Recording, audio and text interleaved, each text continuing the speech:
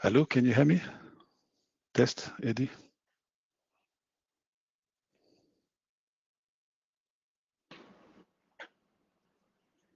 Hello? Yes, Hello, hello. Eddie, we can hear you. Is this Dush? Non, il y a un Yes. problème. I'm not hearing you in my earphone. Vous m'entendez? Eddie. Oui, Yeah. Salut, Mokhtar. Hello, hello, salut. Can you hear me? Testing 1, 2, 3. Yes, yes, we can hear you. Thank you. This is Pinder from Hong Kong. Bonjour. Eddie, tu m'entends? Je m'entends, mais pas comme je voulais. Attendez.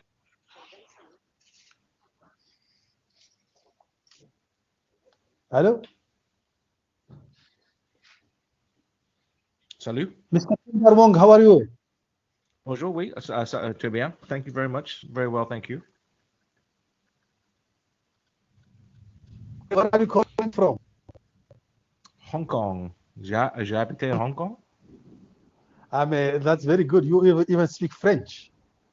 Un petit peu. Let me put up my. Do you guys see me? Because I don't see. I'm not familiar to this one. To see where I can show my video. Where is my video then? Da da da da. Presentation view, gallery view. Na na na. Where is my video? Go above Under your your name. Under your name, yeah. There's an icon of a camera where it says send video.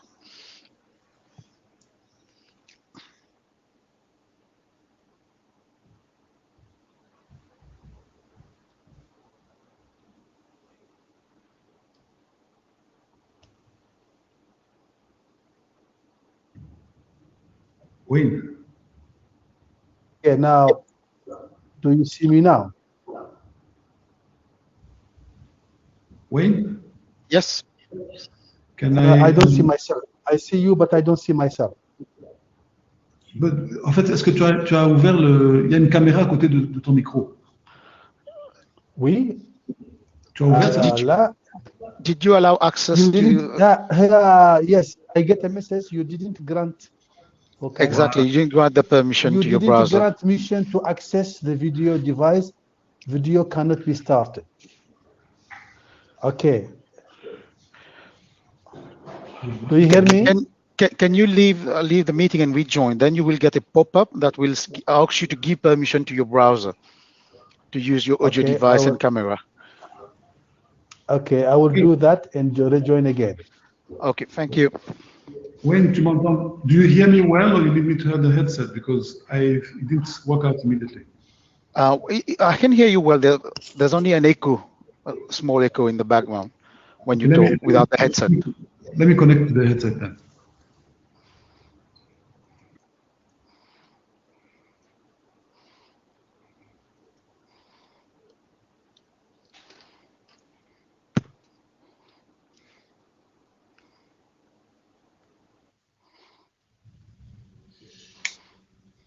Okay, testing.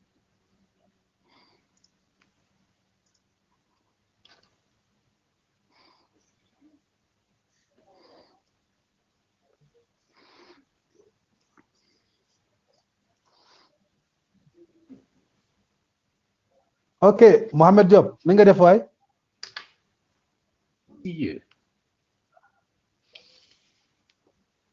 No, I'm not hearing you. You hear me? سيد مختار كيف حال؟ الحمد لله. الحمد لله. بخير. الحمد لله. Oui, Mokhtar, tu m'entends bien là?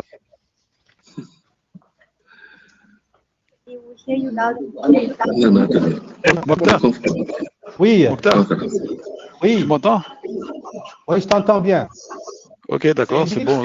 Oui, c'est Eddie là. Je t'entends, mais je te vois pas, mais je me vois et je vois les autres. Ah, maintenant je te vois parce que tu es sur. Ah, tu étais là. Hi Pinder, it's a long time ago. Hey, So you want to see me? Diop. Mohamed, yes. Eddie, toi et moi là, on va avoir bataille. Hein. Non, Toi et moi, là. J'ai beaucoup bataillé déjà. Toi et là. moi là, on va avoir bataille. J'ai beaucoup de batailles déjà là. Moi, fais la Alhaji. Grand palabre même. Alaji. Même si Mohamed Alhaji. vient et il vient là, il ne va pas nous séparer. Doc, how you doing? Non, non, Not non, bad. non. How Je you demande doing? pardon avant la guerre. This Hey, is a good I party. have seen a friend that I didn't De see la for more than déjà. 20 years. Linda. Ok, on fait un aparté là. On est devant tout le monde là. Don't date me, Mohammed. Ok, c'est bon. I'm still very Attends, je vais young. aller me reposer un peu. je reviens. Ok, d'accord. Salam alaikum, everyone. Thank you very much. Hey, salam to you. No, the Mauritania. The Mauritania. Conférence kii la.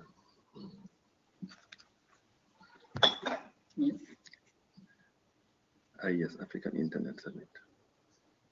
Mhm.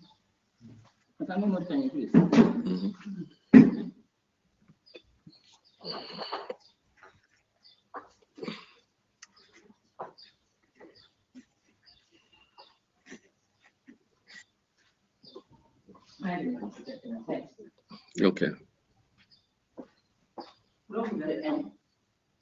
Mhm.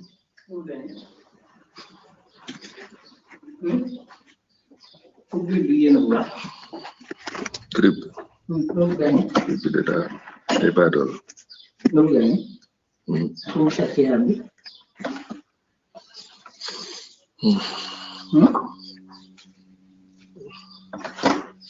So, Mohammed, I haven't. I see that Pierre Danjou will also be joining later today.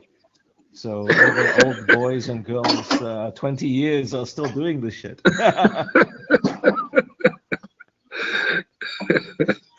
You're looking well, my friend. You're looking well. Yeah. So I remember when I asked you the question, why you in the financial sector now? So you say, follow the money. So just I should, yeah. I should, make money and make change.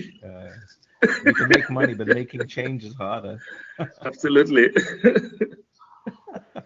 And we're here to make change, not money, by the way. I agree. Can you let me do a presentation, please? If you could remove your presentation, then I'll try mine.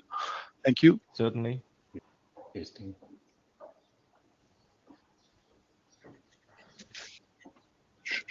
Live.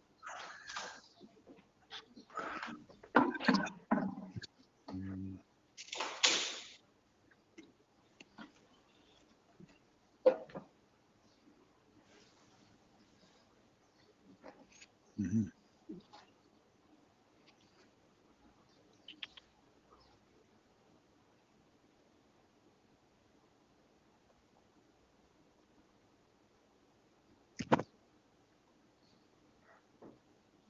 Just checking my audio. I can hear your audio.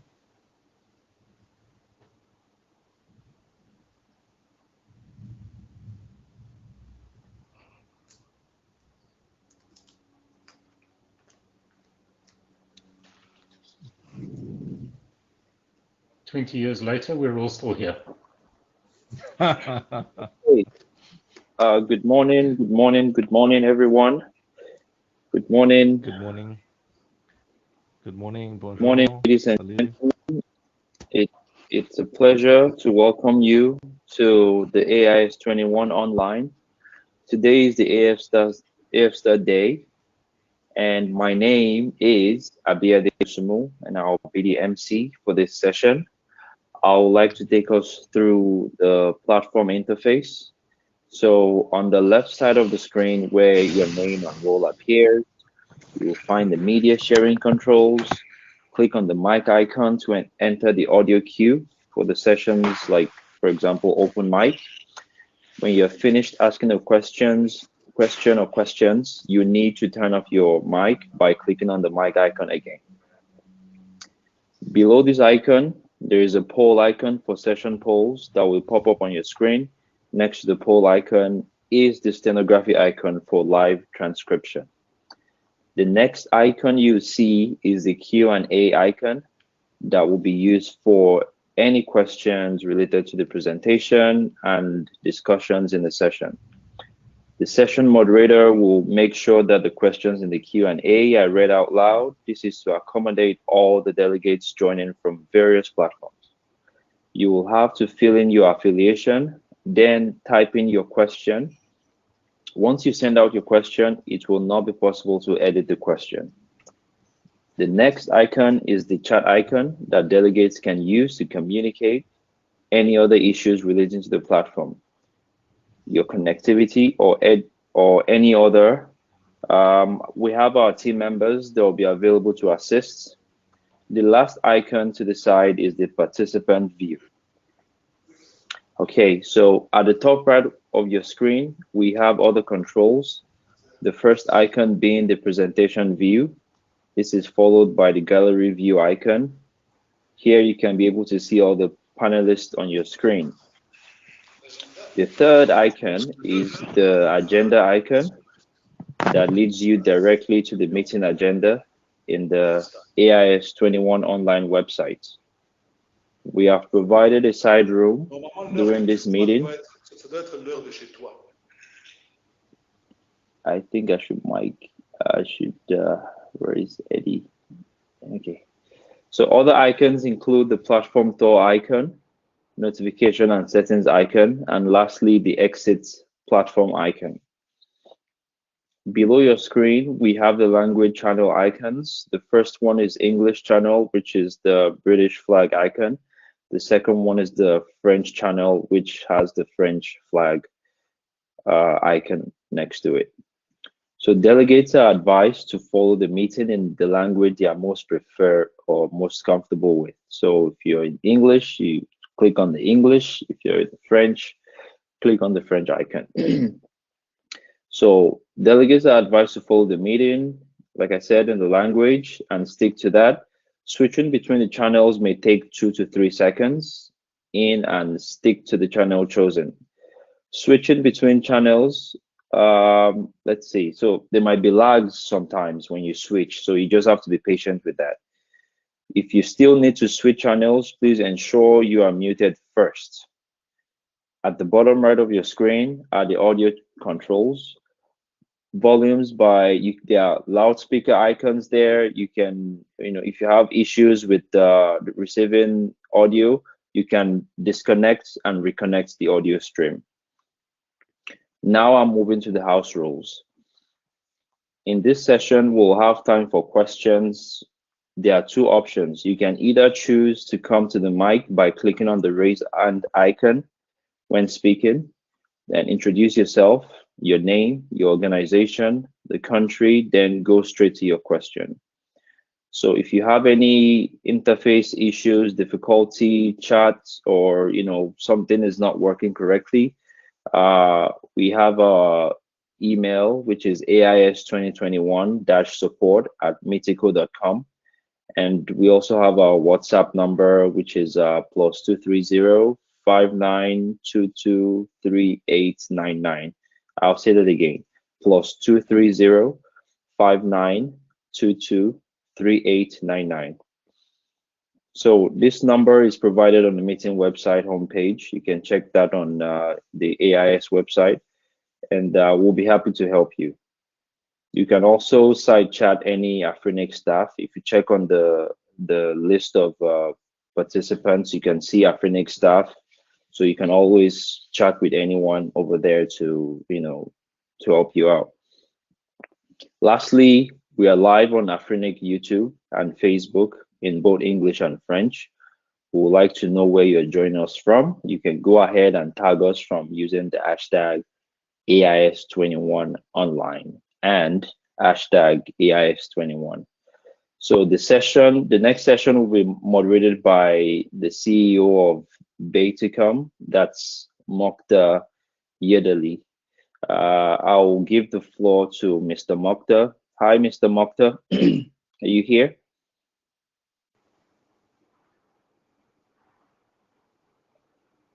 Hello? Yes, hi. Do you hear me? Loud and clear. Thank you very much. I'm here. You're welcome. Shall I start now, or shall I wait Yes, for you? please. Yes, Thank you please. very much. Thank you. It is my honor and privilege to be here at this important event, the African Internet Summit 21 online. The online now become the new normal.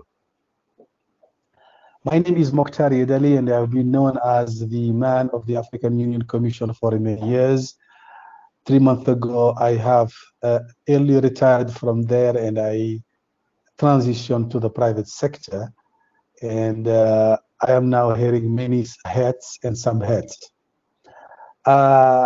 Good to be here. And this is one of the most important events that we can have in Africa. The idea of organizing such events started 20 years ago, and just somebody was saying 20 years ago and we're still around. The idea really was to have everybody collaborating on the internet development in Africa, to promote cooperation among organizations and within the larger community, to share information and experiences among the leadership of AF Stars and the really Stars, and specifically to have synchronizing forum on public and positions on internet related issue, and maintain the history of African institutions, which is actually very important. Since it is first meeting that took place, many things has been done, and I will just cite few things, which is this summit, the African Internet Summits, and the periodic meeting and conference call among the leadership, the website on information, the synchronization of programs, and all the things that can be taken place here there. Now, today I would like just to invite the man who was there and the man who did everything, and I didn't want to really to present him, because if I had to say something about him, that would be taking ages. Nii Quaino, who is the man who is right at the beginning was there and can tell us better about these things. Over to you. Thank you, Mokhtar. Thank you, Mokhtar. This part is short. I just want to do a roll call to make sure that the organizations are present, and then after that I'll give a brief summary for benefit of maybe our guests. So I start with AFNOG. If AFNOG is here, I like to make sure that they can speak. So AFNOG, Madam Nancy, are you connected? Okay. Afrinic, Eddie, I saw you, so I assume we are okay. I see her. Yes, but she has to say something. Yes, I'm here. I'm connected. Thank you. Thank you. AFTLD, Ali.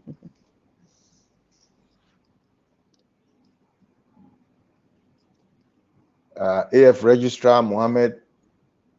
Yes, I'm here. I'm here. Dot Africa Lucky.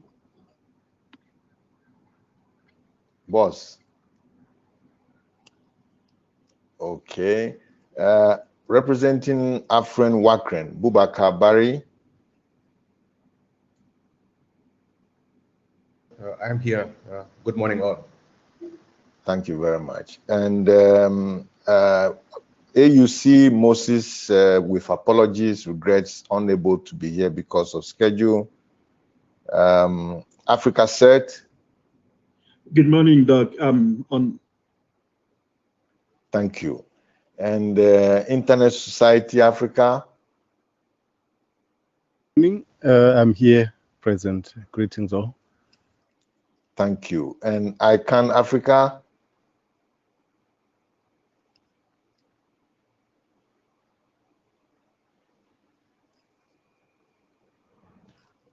Okay, so it's like I've missed about 2, 3. We have enough to at least have an exchange. So, Mr. Moderator, I think we can start. Let me make the following 2 short comments to summarize where we've reached. The roots are at INET 95, and some of you will recall in Hawaii, a group met to discuss better African inclusion in the internet at that time. Through INET 96 Program Committee, we hosted first meeting of African Networking Symposium, ANS.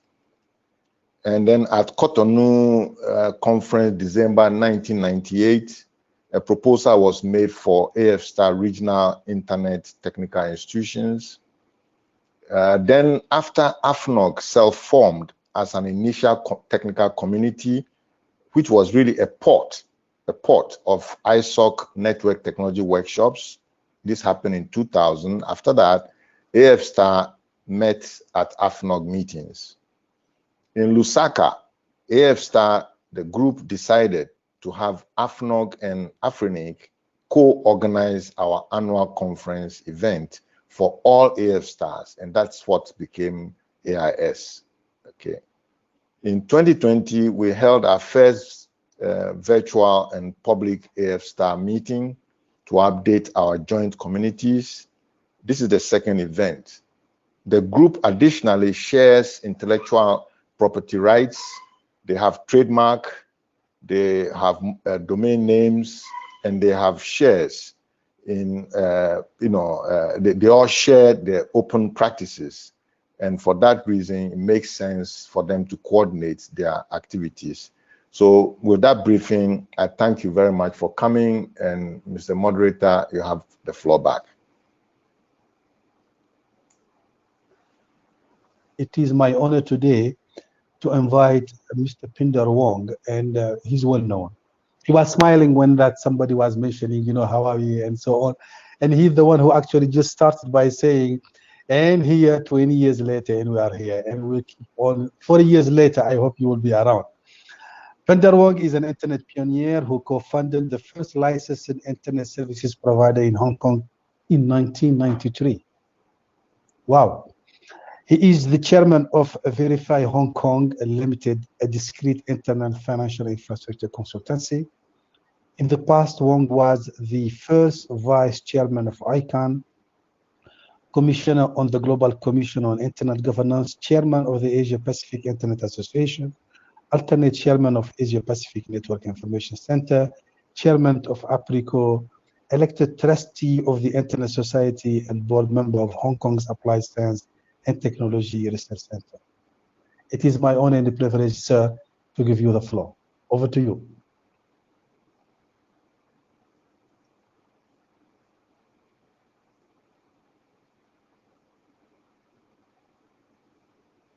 Assalamu alaikum, and thank you so much, Mokhtar, for this kind introduction. Can I just check can you see the slides? Yes. And are you able to hear me? Thank you so Yeah, much. if you could increase the volume a little bit, that would be nice. Okay, can you hear me now? Yep. Thank you so much. And thank you so much for inviting me to share a few ways of dating myself so many 20 years ago. I would like to share a few thoughts today in this opening keynote, and thank you so much for inviting me to have this opportunity. What I want to talk about today, since this is AF-STAR Day, and NI has kindly gone through the over 10 different organizations that have now grown out since the very early days of INET 95 in Hawaii, which really is quite amazing, since that was the first time I publicly spoke in Hawaii on commercializing the internet. What I want to do today here is to talk about resourcing African internet development, since we have all of the important AF-STAR members here. It feels to me, with COVID-19 and sort of the events over the last few years, that it feels like everything is upside down. For those of you who are familiar with some Hindu mythology, there is a god Shiva, and it feels like COVID-19 that Shiva is dancing. And when Shiva dancing, there's this destruction phase, and there's this also emergent phase. And I really enjoyed yesterday's AFNOG meeting, where Vint and others shared their views. And it seems like right now there's a great opportunity to think about what we mean by AF Star, and if anything, what can we do to evolve in some sense the next 20 years. So the challenge with any keynote in trying to set the tone for the day is, how can we think bigger thoughts? How can we dream bigger dreams?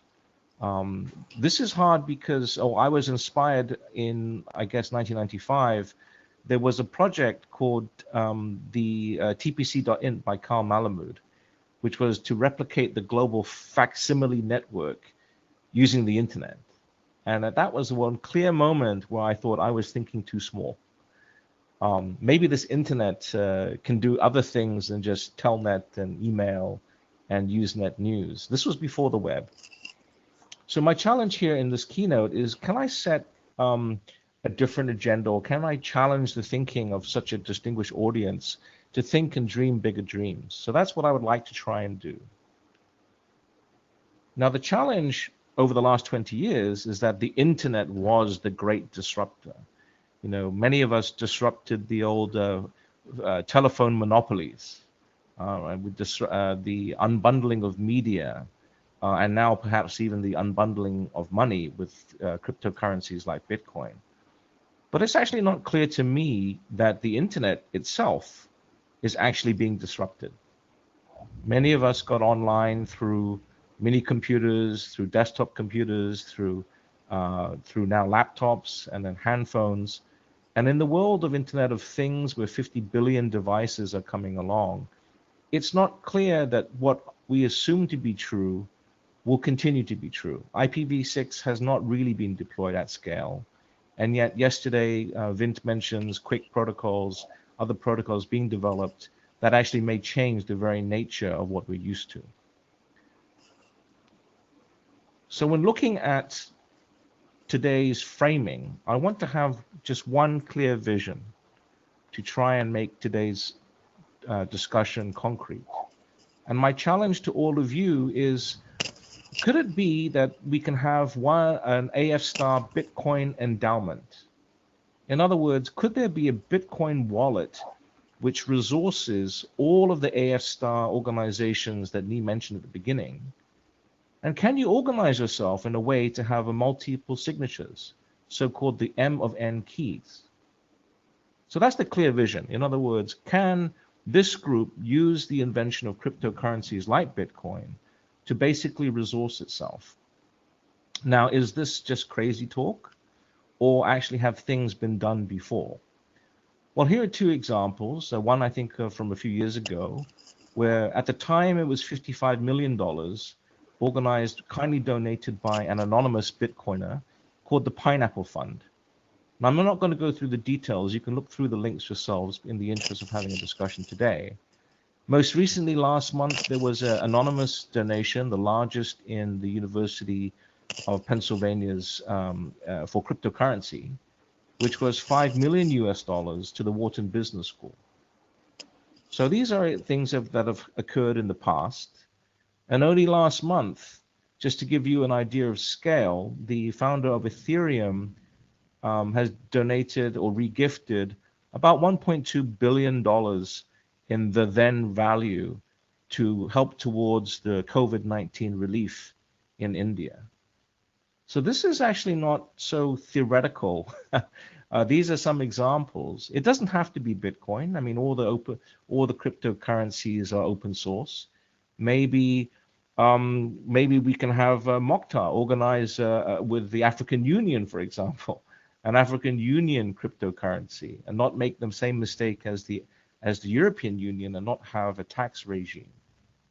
The possibilities here are endless. And the point here is that there's a new way to resource the different organizations.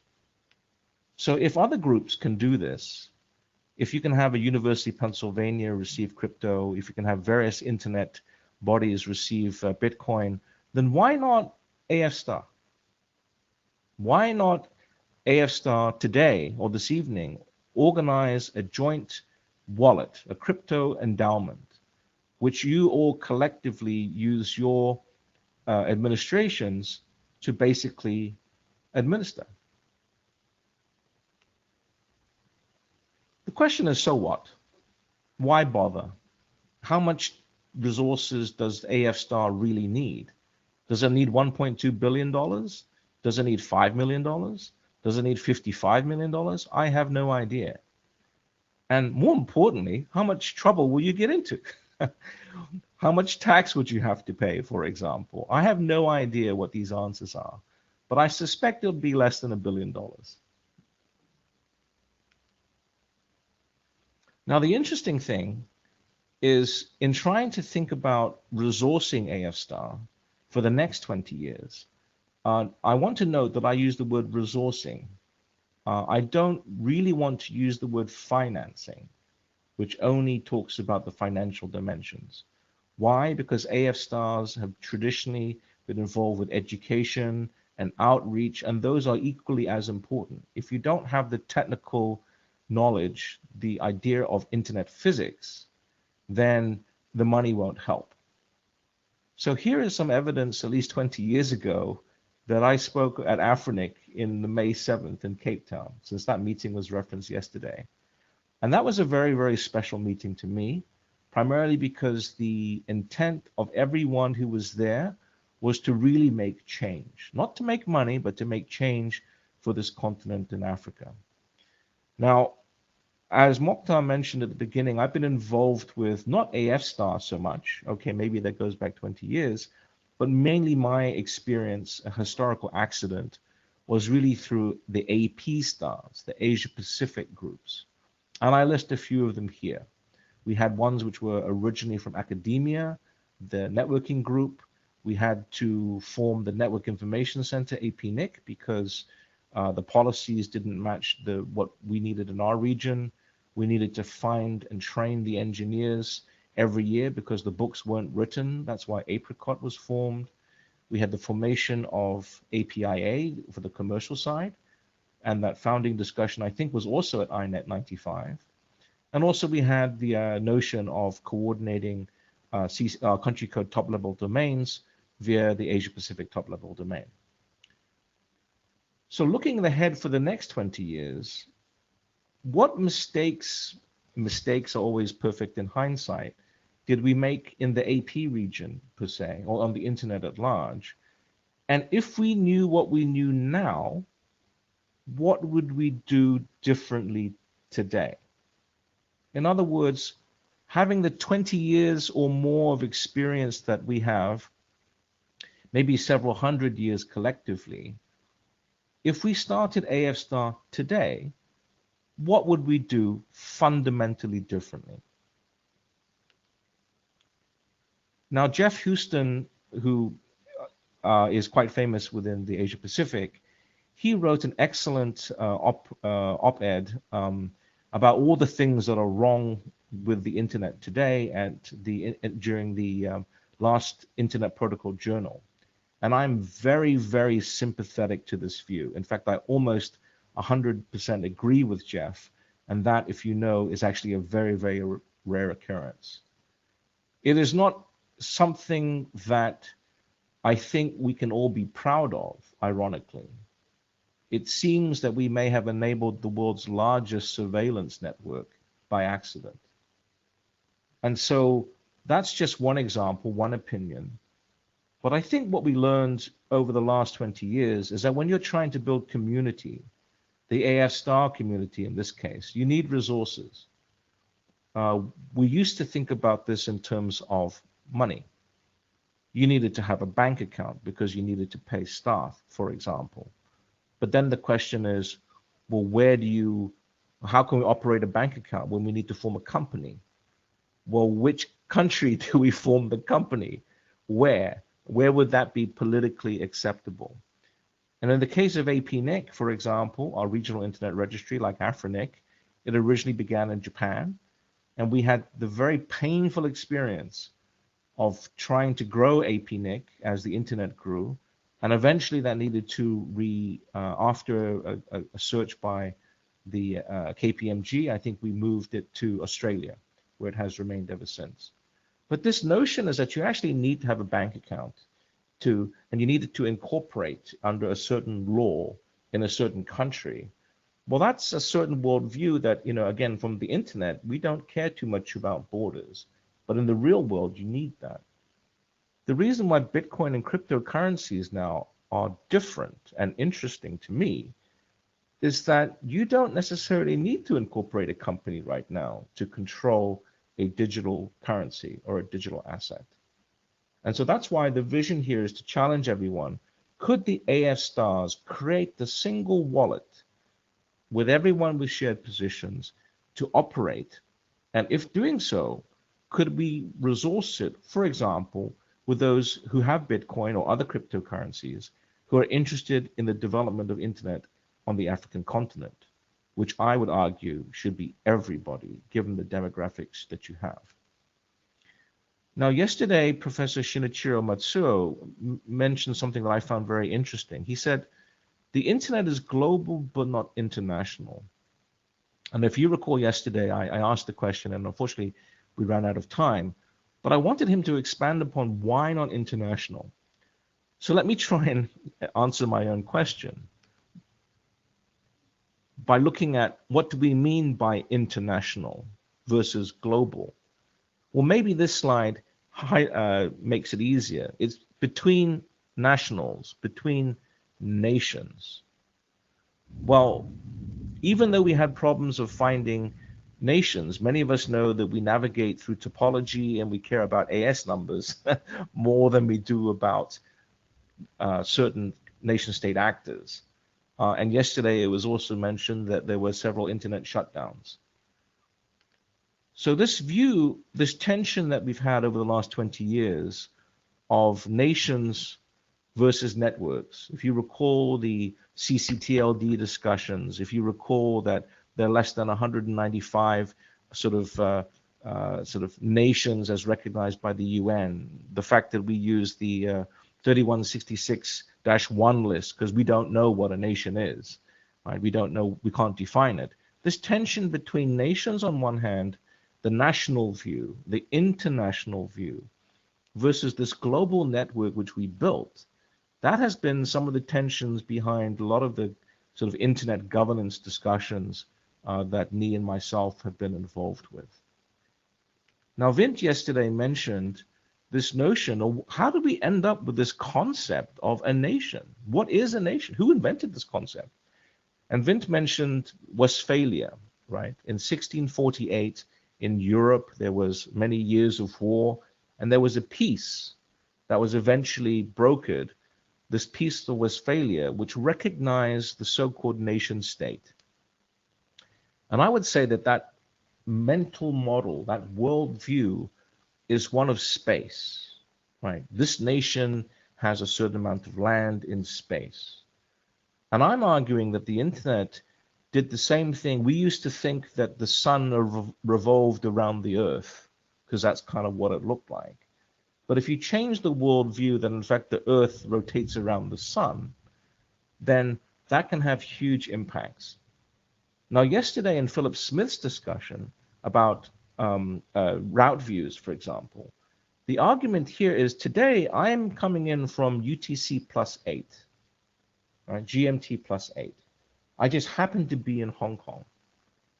Now, COVID-19 has taught us that in some sense, for some industries, geography doesn't matter, right? Work is a thing you do now under COVID-19, not a place that you go. So the space dimension is not as important, but what is important and we can't get around is that we have to coordinate in time. For example, for today's keynote. So what happens if we only look at the time dimension and have an ordered view of time and an ordered view of events? Is that enough to be able to change the way we think about the world? Well, what I've learned, and I think Paul Vixie, who was also at INET 95, he was used to administer the KIX router, the Commercial Internet Exchange router, but better known for his work in the DNS and bind. He said that you can't divorce your neighbor. In other words, that India and China will be next to each other if not for the Himalayan mountains, right? Physical geography is forever. But on the internet, that's for everyone. Everyone's your neighbor, right? That was the whole point. The problem is, if you know that Paul is involved with a lot of internet security things for the last 20 years, is that everywhere is potentially a bad neighborhood. And everyone is potentially a bad neighbor. That has changed some of the dynamics, because now connecting to the cost of connecting to the internet, did the benefits outweigh the costs? Right now, not so clear. Right? With internet ransoms, perhaps also paid by Bitcoin, for example, you have DDoS attacks, you have all your infrastructure now. If you there was a petrol pipeline in the United States that got shut down a few weeks ago over the internet. Is it really good idea to move all of our infrastructure that is being developed in Africa on the internet with the state of the internet today? I think it actually is worth thinking about whether or not that is a good idea. Now, what we had was permissionless innovation, and that was in many ways the whole point. We disrupted a lot of things. So my question at the beginning is, are cryptocurrencies, for example, or are these overlay networks actually disrupting the internet itself? We also heard about the new protocols being routed through the ITU, which would change the way we look at and we think about the internet, especially now with COVID-19 and the re-rise of certain national interests. What I think we've learned is that social networks, social is sticky, right? So you have these network effects, and as we go into certain different social media, which I unfortunately don't do, it's sticky. And we know from Shoshana Zuboff's work on surveillance capitalism and various disclosures over the last year that I think we're talking about social networking. I think we're talking about surveillance networking. And as the next few billion come online, do we really want them to fall within the surveillance network, or can we do something better? And I'm hopeful that AF Star can lead to a better future. I think we also know that on the internet, we have some kind of, we appreciate running code, not theory, but we don't have rough consensus, right? What we do on the technical side, but we also have something what I call rough justice. We don't have, we like to have law and order within our certain countries, but the internet has shown that laws have borders. So what do you do on the global stage when you want to have the system stable enough to build on, and yet we have all of these issues and problems with the internet as a global network, which makes the question, should I connect to the internet, no longer absolutely to yes, but. So the question for you all is, when you talk about AF Star, are you making the same assumption as we did with AP Star? In other words, are you framing it in terms of nation states? Or are you framing it in terms of your global values? I'm sorry, I think I've just lost my slide. Let me try again.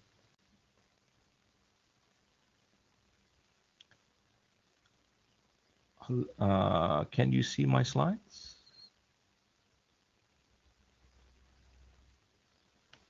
Continuing on, as my slides come back, I hope. Hello, let me try again. It's coming, sorry apparently. Yep, sorry for the technical problem. Now we can see. Sorry, technical problems as always.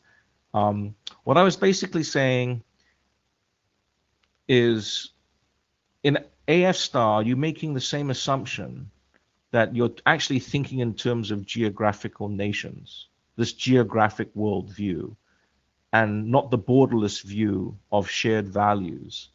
The many shared values that I heard yesterday, for example, the right to end-to-end encryption, the right for the internet to be for everyone. For example, am I a member of AF Star, even though I'm based in Hong Kong, and I've tried to contribute, albeit in a small way, over the last 20 years? I don't know. I would like to think I'm a member of AS Star because I think there's a set of shared values. So the key thing is, with a global network, if we have this nation state view, this international view between nations, and not a global view, I think that that might be a mistake. Now, the reason why I've been trying, as Nii knows, for the last few years to promote the notion of a different network architecture, also through AIS, was we have a different network now. The internet was a stupid network. We took out the smarts at the end, we pushed all the intelligence to the edge, and these blockchain consensus networks like Bitcoin, like that synchronize every 10 minutes, that's a really slow network, right? So when you have something that's both stupid network and you put a slow network on it, that's not normally a recipe for biological success. But there's some very interesting properties that emerge, of which I think Shinichiro Matsuo talked about yesterday. The no need for a trusted third party, and the fact that now we have some way of having a certain order, a timestamp. And we heard Vint yesterday talking about the need for provenance. But this network has a different set of assumptions. We do not navigate this network by the endpoints being an IP address. We do not navigate these networks by a DNS query. It's the address actually of these overlay networks on the internet, on these blockchain networks, are some function of a cryptographic key. And we heard yesterday about also why some of these new protocols look at cryptography as being the way they will synchronize for certain different reasons. Also, these networks are broadcast. They're really simple flooding protocols, right? There's very little intelligence needed, but it goes everywhere. The difference here is that in the case of Bitcoin, according to people like Luke Dash Jr., there are about 100,000 databases that are synchronizing this data for the Bitcoin network every 10 minutes. Now, for those of you who are familiar with decentralized systems, that's pretty crazy. Why? Because there's a number of so-called impossibility results. But by relaxing this notion from absolute finality to something statistical, that it kind of looks final, but wait a little bit longer and some other blocks can be piled on top of it, this slow network buys some very interesting properties. One of them, and the reason why the notion of incentives is important, is that we're going to also have to incentivize the next generation of internet developers and AF Star volunteers to come forward. They need to eat just like everybody else, and they need to compete. Now, this slide tries to show that the difference with the internet, the web that we know about, is that all the big internet players monetized, in fact, the application layer, right? They developed these index for the internet, like Google and PageRank, or they developed these other social programs. What's different with these blockchain networks is that we can design these economic incentives, and the value of the incentive is not at the top layer. It's actually much lower down the stack, right? And the craziness of cryptocurrencies is an example of that. I'm sorry, the internet's not working. No, just kidding. So I think my slides are being brought back up again. Maybe what I can try and do is share my screen or just keep showing the slides. So in the interest of time, what I would like to do is continue with the main concepts here, because that's what's important. So what we've also learned is that with these blockchain networks, they have provided very clear incentive to manage your cryptographic keys. In fact, it's the case that if your keys, your rules. So let me just find out where I was. I'm sorry about this.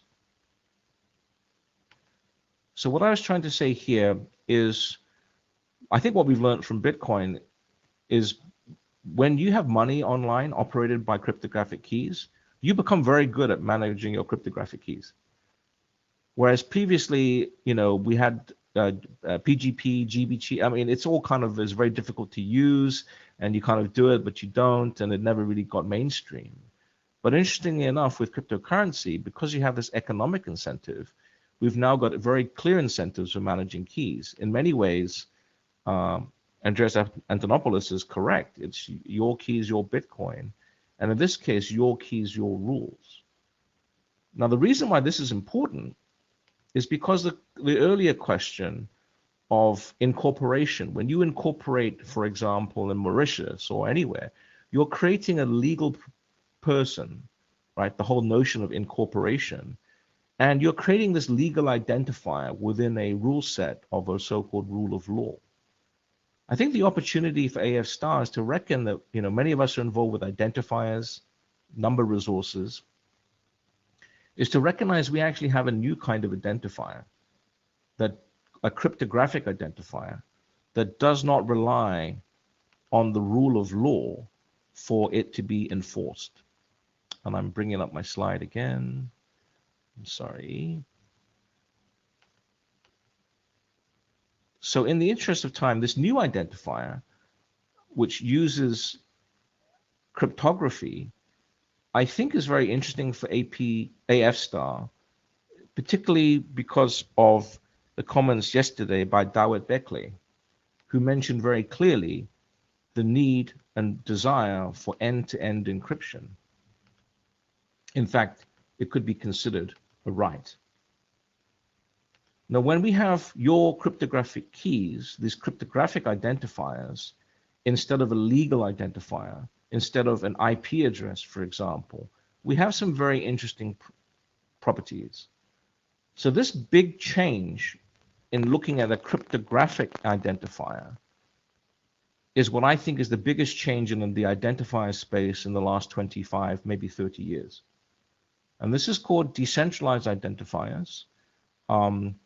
I've been trying to raise this at ICANN 60 in Abu Dhabi because I think maybe this is an ICANN killer. I don't know.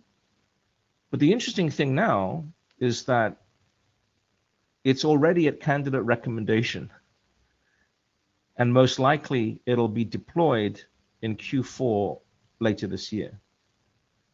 Now, I see this new kid on the block, which has taken many, many years in the making by very charismatic and smart people like Manu, Marcus, and Drummond. I would encourage you after this talk to really understand why this decentralized ID is an opportunity for AF Star. Now it's already being standardized. It's already a candidate recommendation, and how we can use these ways of manning cryptographic identifiers and how that overcomes in many ways some of the limitations of the traditional CA structure, the X509v3 stuff that we all know and love. Now, yesterday I asked a question about key management and key rotation. And the reason why I asked that is this world that I think we're moving into is all going to rely on cryptographic identifiers in some way. So what I would love to see over the next 20 years, if not sooner, is for AF Star to be number one, not playing catch up, not trying to replicate anything. As you know, in tech, there's number one and there's no one else, right? Can you be number one in network, cryptographically aware network infrastructure, where all the key AF Star groups already are very masterful in managing their keys and rotating their keys? And can you see the deployment of these decentralized identifiers within, some people call it a self-sovereign environment? I think that you can. And I think, to conclude, that nobody is above the law. But what we have here is that no nation is below mathematics. And I think this mathematical view is really what will change the way we think about how AF Star deploys, away from the geographic notion of countries to really make the internet thrive in this global network. Thank you very much.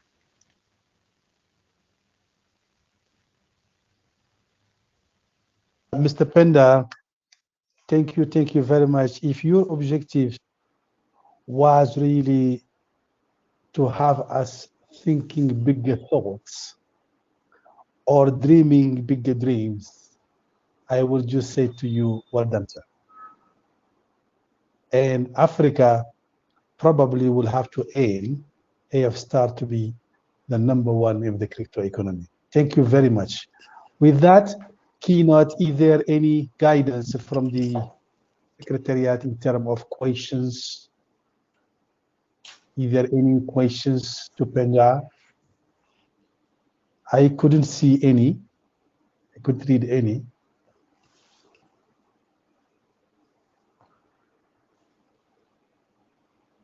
Okay, no questions, no request for mic. That was clear, apparently. Hello, Linda. That's Mohammed. How you doing? Yes, Mohammed, over to you. Thank you. Pinda, it was very refreshing as a presentation. And to be honest, it helped us think a lot about the way forward. My question is, the roadmap that you have, that you describe here, is something that is very challenging. Do you think that you were able to have such approach in the Asia Pacific region, or maybe we don't have the same challenges between Africa and Asia? What do you think gonna be the next evolution regarding what you just start describing as a new way forward at the international level? Thank you for your question. The reason, let me begin with the earlier one, which is why Africa and why I believe Africa can do it and the Asia Pacific cannot. That's the easier way, and why we should care. Well, the first reason, if you look at demographics and where are the people going to be connecting, and I'm actually mainly interested in people, not machines, is that the African continent is well known to have all the future mega cities of over 10 million people. In fact, if demographics is destiny, then the whole world's future is in Africa. More importantly, in Asia, there is a geometry of interests of existing actors that is really very immovable. It's like a gridlock, because obviously there's a lot of competition and there's a lot of existing ways of doing things. For example, I'm in Hong Kong, and crypto, a major financial center, and the financial architecture is not really compatible with the crypto financial architecture. They're two different architectures. And so when you have a change in architecture, a change in protocol, you have a change in market structure. And there is, I believe, a lot of resistance to doing that. And I think the opportunity here, as we deploy and consider deploying what is different and why is it valuable, the opportunity for the AF Stars is to make new mistakes,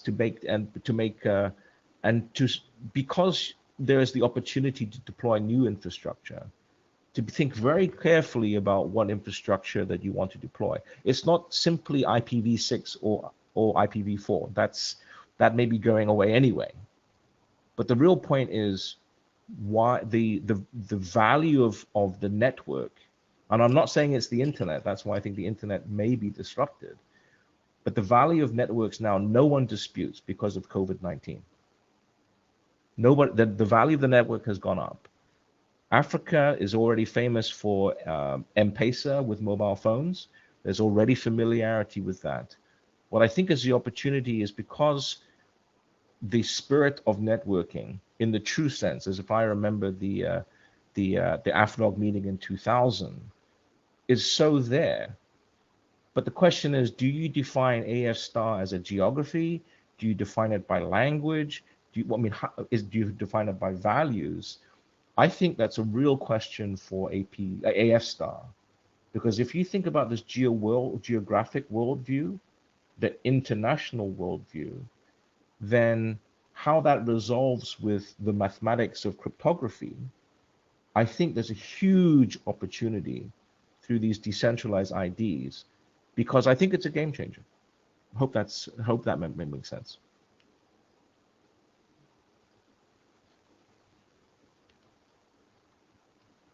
So thank you very much, our speaker. Thank you very much for that informative and educative information you've given us. I myself am a huge fan of cryptocurrency, and I'll really look out for that and see if this is going to come into fruition. So I'm moving to the next session, which is organizational updates, and I'll be calling on the Group Chief Regulatory Officer of Liquid Telecom and also the Vice Chair ASOAC, Mike Silva. Is it here? I am indeed. Oh, great. You have the floor. Thank you, and thank you, colleagues. It's an honor to join you. Good afternoon to most of you, good morning to some of you, and good evening to Pindar. It's a pleasure to see you, even if just virtually. So, as Nii indicated in the beginning, the importance of this engagement is the ability for different organizations involved in the African internet ecosystem to be able to engage, discuss, and share their experiences, and hence the organizational update. So based on the schedule prepared, can I ask Nancy if she can take us through the organizational update for AFNOG?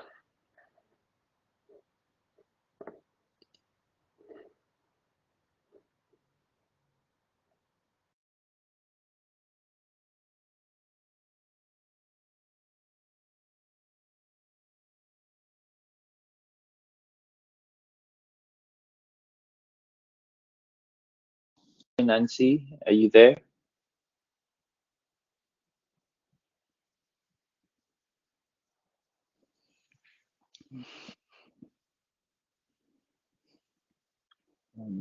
Nancy is not here. Hello? Okay, so what? Okay, she's here. Hi. Yes, I know. No, I'm here. Hello? Good morning. Can you hear me? Thank you. Good morning. Can you hear me? Yes, we can hear you loud and clear. Okay, all right, thank you. Good morning, everyone, and a warm welcome to you all. On behalf of Africa Network Cooperatives Group, AFNOG, it's a pleasure and a privilege to give our update to the AFSTAR program. Africa Network Cooperatives Group, AFNOG, was established in 2000 as a technical capacity and community building organization for network operators and IT engineers from African universities, research institutions, government, industry, and civil society. The current secretariat is made up of 6 people from 4 different African countries who volunteer their time for AFNOG activities. The secretariat coordinates AFNOG activities, solicits sponsorship, sort out finances, produce reports, and facilitate the growth of tracks. The initial AFNOG workshop and conference was held in Cape Town, South Africa in 2000, and we have since then run 22 annual workshops, tutorials, and conferences in 20 African countries. AIA's 2021 AFNOG conference is the second virtual conference to be held due to the COVID pandemic. Unlike 2020, however, 2020, where we could only hold AFNOG Day virtual conference, we have made progress and ran 5 of our workshop tracks and tutorials online as a pre-conference event. This included advanced routing techniques, network monitoring and management, scalable internet services, Internet of Things, blockchain technology, and we had good participation. We are most grateful to the instructors and all who made it happen. The AFNOG program is largely youth-based, and average age of participants is 22 years. We also have gender-based training for females called AFNOG Chicks, where training is organized exclusively for female network engineers. Thereafter, they network and share best practices in a follow-on Women in IT forum. As a result, female participation in the AFNOG workshop and conference has grown from 1.4% in 2000 to 32% currently. We could not have done this without support, and we sincerely thank our donors. AFNOG program has grown from 2 workshop tracks in the year 2000 to 6 or 8 workshop tracks given in English and French respectively, depending on the preference of the country host. Participation from Francophone countries, however, is not growing as expected, hence the need for more outreach to stakeholders to volunteer to host the event, as well as support their nationals to participate. Aside from the 5 days workshop, which involves application, selection, and admission process, we also have various 1 or 2 days tutorials, and then AFNOG Technical Conference, which is open to all. Our instructors are worldwide and volunteer their time annually to impart knowledge and build capacity. Instructors determine course content and periodically update course materials to conform with current trends.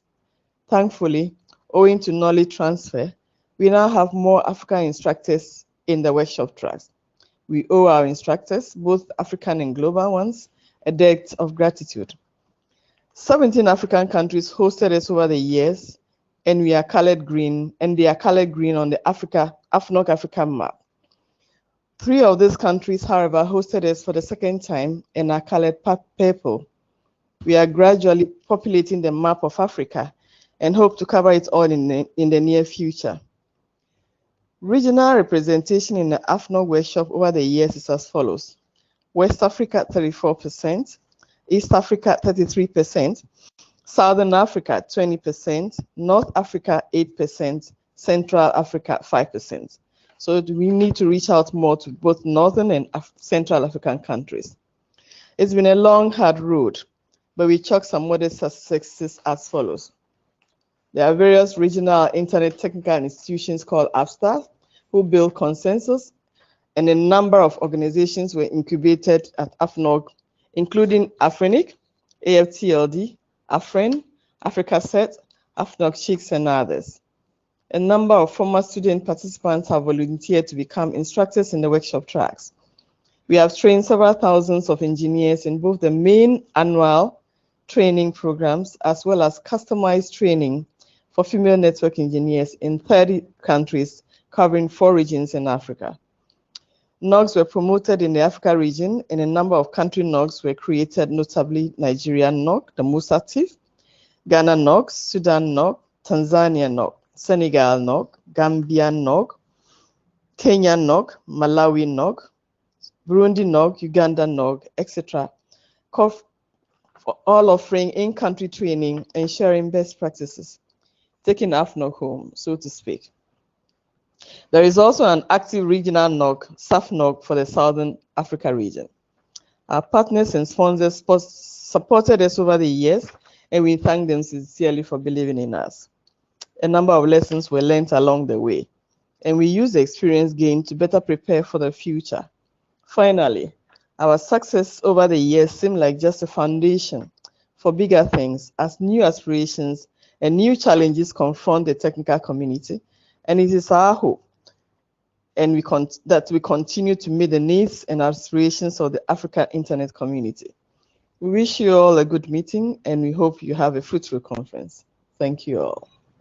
Good morning. Thank you very much, Nancy. Thank you. Can I call on Eddie to give us an update of what has been a very eventful year for AFRENIC? I think we've all been watching with interest and support. So let me hand over to Eddie. Thank you very much. Thank you very much, Mike. And as you can say, yes, it has been an eventful year. And as a member-based organization, we really rely heavily on the member support, and we appreciate all that we've been seeing over the years. I'm facing a challenge to see. Yes. So AFRENIC is, for those who don't know, we service our service region for the 5th regional internet registry has been created in 2005. We are aiming to have our 15th anniversary last year. Then COVID broke, and we could not have our face-to-face in DRC. But this year we eventually got the approval to have DRC as a virtual host, and we are very thankful for them for extending this support to us. And we have 55 economies that we serve, and more than 50 staff that are currently supporting us. Next, please, and to run the operation. So as we are a registry, our main core business is to look at numbers and manage the numbers, including the IP address, the ASNs, and IP address both V4 and V6. And last year we distributed close to 1 million addresses, and 194 were assigned ASNs. Next, please. This number gives, today we are at approximately 1,800 members. This year the target is to cross the bar of the 2,000. We are aiming at achieving this goal, and we expect this to happen. We have also 4 associate members. It's one of the category of the members that is not very much talked about, but we eventually make sure this year to revamp it and revise it and see if we can create additional incentive for us to have associate members who are individual members that are deciding to be members of Afrinic. And we also have the end users, which is growing, and part of how we want to grow our numbers is to even go to the end users and end site, and diversify the base that is mainly has been ISPs or internet service providers, and now we aim to even get a different segment of the market who needs to have IP addresses to do their business. Next one, please. Yes, this graph shows the trend of distribution of IPv4. The trend has been going since 2006. You can see that it's growing, but getting a bit flat. We'll explain it in another slide, because now we've already achieved, we've reached the soft landing phase 2, in which we can't distribute much more addresses, and we expect this to continue to stay flat. Go to the next slide, please, where you can see the V6 at least. We hope this will continue growing. And there's also a difference between the distribution and actual usage, because at some point we've seen members coming and get resources, but not necessarily starting to use them. And we are making a decent effort to see more members switching on the IPv6 resources that they have. And why not continue using this? Because as you see the world trend, we are the only area who still have some V4, and most of the new services are now deployed using V6. That is plenty and available, and we continue to make efforts to grow these numbers. Next one. Yeah, so this on the AS numbers distribution, it's also growing, but almost the same level of our current member base, and we will see this one growing as we get more and more users on using their own resources. Next one. Yes, as I said, IPv4 address is exhausting. We are the last area who still have around 1.8 million IP addresses, and at this point, the maximum allocation we can provide is a /22, and but people can also get up to a /24. We urge those that have need of these resources to start getting their resources before they get depleted. Next one. Yes, now apart from the resources that we distribute to or manage for our members, we also do a lot of activities, and one of the major activity we do is the capacity building, ensuring that our members and even other engineers are having capacity to be able to understand the different technologies we do. Of course, AFNOG and other partners also help in training the engineers in scalable network and scalable service, because all those are required for the internet to work. But for us, we have a special emphasis that we do on IPv6, and for that, mainly because, as you'll see on Thursday, as we discuss with some of our members, sometimes the transition or the starting to use IPv6 the biggest barrier is also the ease or the comfort that our members have into putting those resources on a live network, because sometimes they are a bit careful, they're not very sure if they're not going to break things. And one of the ways to address it is to ensure that our engineers or our members are well trained. So we've had professionals participate in 20 webinars. We also have an IPv6 help desk that attended to 227 requests. Another good element is the e-learning courses, because we have an e-learning platform, people can register themselves. And we've actually seen even persons from different regions coming to consume courses of these platforms, which is very interesting, because this is the global aspect of the internet. Once we have good material, people from different places would come and register. And we also started activities along the Deployathon, where we have different organizations coming, and we support them to enable V6. There are different stages, but it will be deployed or developed again more on the service updates that we'll provide on Thursday. Next one, please. Another activity that we do is the outreach and engagement. As you know, COVID-19 stopped a lot of activities that we were doing in the normal.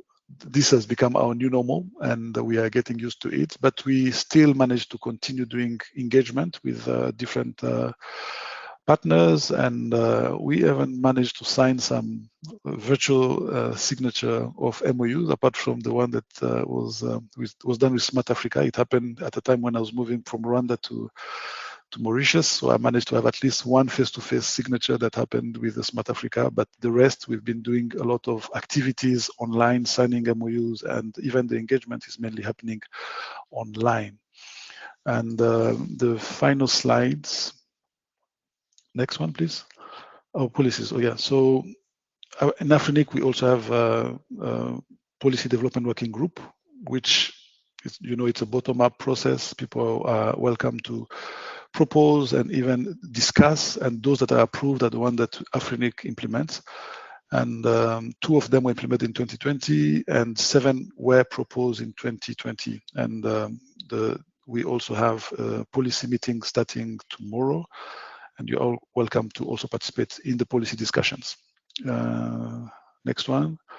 Yeah, so this is the final slide here. We have, we also we're involved also in research projects. One of the projects that we get involved, there's a mistake in the slide there. We signed an MOU with ISOC, working on the measuring internet resilience in Africa. And a report has been already shared. Different activity has started around the research, and we want to also, part of the membership base that we want to also focus on is the universities. Beside the research, we also believe that universities are places where internet can grow, and we've seen a lot of growth in the other continents in the universities. And as a conclusion, I also wanted to share, as I believe this is what Mike mentioned, Afrinic has been into a lot of challenges, and we also dealt with them last year. One of them that started since 2019 was the case of misappropriation. So unfortunately, one of our staff was found in a misappropriation of resources, which is unfortunate, but we dealt with it. We did an audit, an internal audit, and got enough information. And after that, we also started correcting the different activity that happened. And some of this correction involved us reclaiming some of the resources that were not accurately allocated. And one of the consequences of this also was multiple legal cases that we were involved in and we are still dealing with. But we expect that this will continue for some time. We are dealing with that, but the aftermath of some of the challenge that existed, and we think this is the right time for us to appropriately deal with them, and we have good confidence that things will go improving with time. I think this would be my last statement here.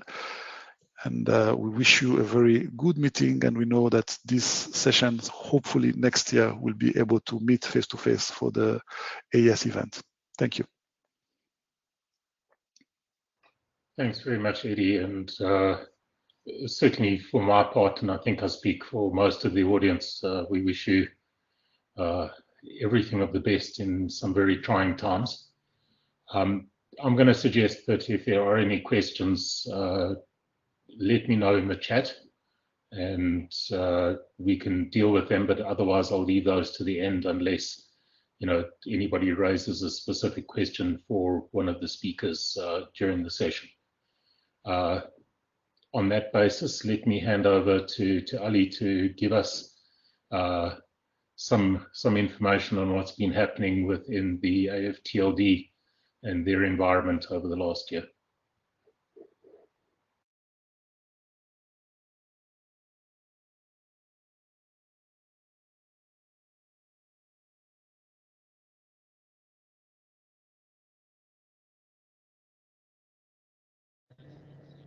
Thank you, Mike. Can you upload my presentation and share my screen? Can you hear me? Can you hear me? Thank you. Thank you very much, and good morning or good afternoon, good evening, depending on where you are. So my presentation is going to be written in English, but I'm taking the floor in French, and I'm going to be very concise because we are probably running a little bit late. It's always an honor to represent AFTLD and to be part of this AF Star Day. This event that it is included in this African Forum. So AFTLD, it's a portal of all the actions taken by the different African countries. Next slide, please.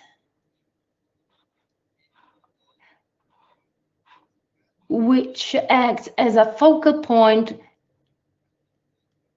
for example, the African TLD managers, and it allows us also to discuss policies that are included in the context of the different TLD management and at global level as well. And what is important is to have and to speak just in one voice, to have a group's position as one voice. So AFTLD, the next slide, please, next slide. AFTLD is made up of three main bodies. We have the General Assembly, embracing all the members. Right now we have 32 full members. Unfortunately, we did not cover all the African countries, but when we have the General Assembly, members elect the board of directors and the so the board of directors of this AFTLD, which is made right now by 7 members, and this is the maximum number of members in the AFTLD board. We only have just one employee, so only one employee paid by AFTLD, so the secretariat. Next slide.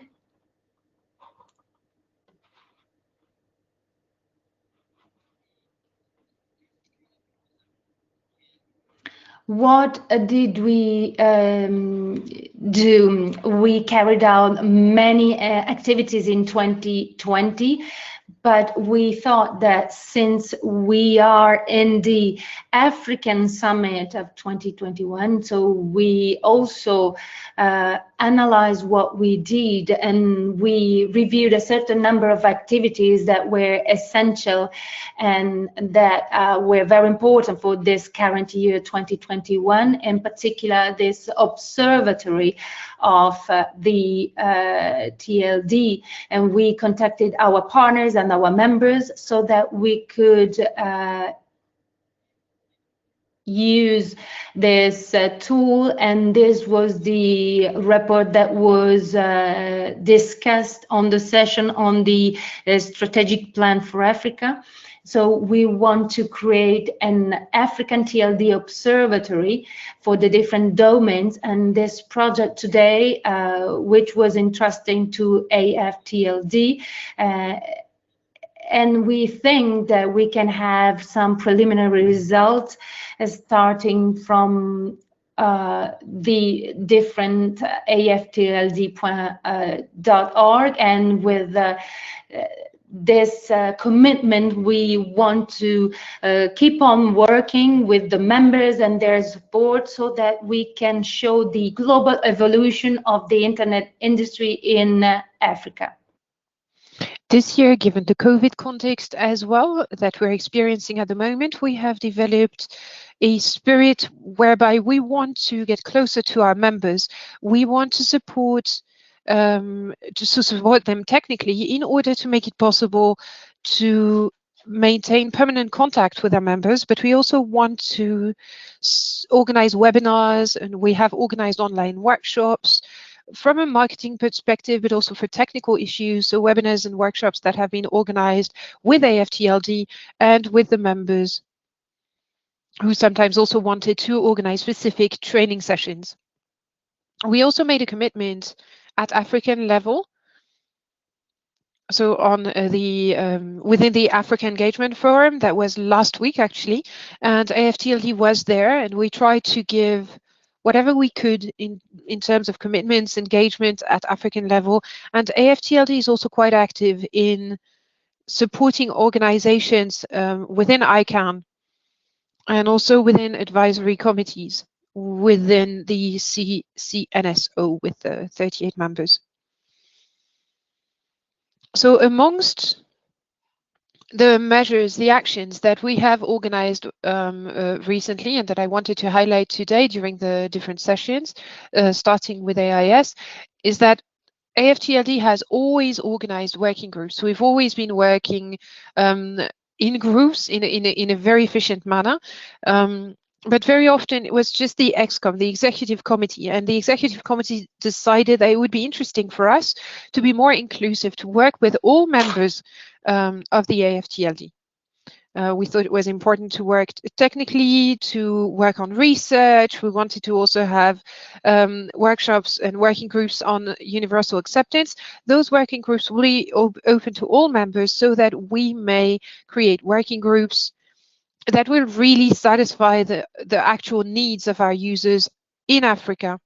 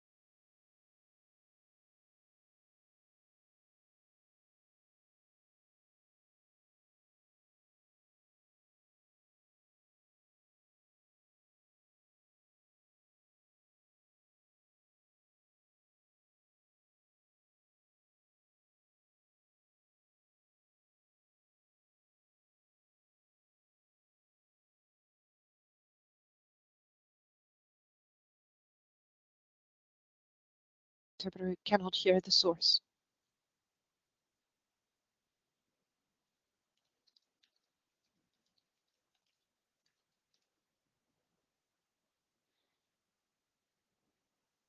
Thank you very much, Ali. I know that some of the participants on the English translation lost translation midway. So I'm not sure if the recording or the video on the YouTube channel will allow you to pick up any questions. I see there is one question from Amobi Henry, if we can take that.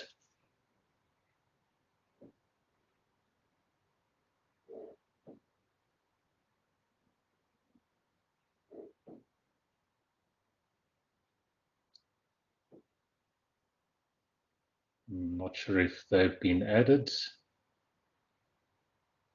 or if that was possibly an error. Okay, in the interests of time, let's move on. So from the AF Registrar Organization, if I can hand over to my friend Mohammed Diop.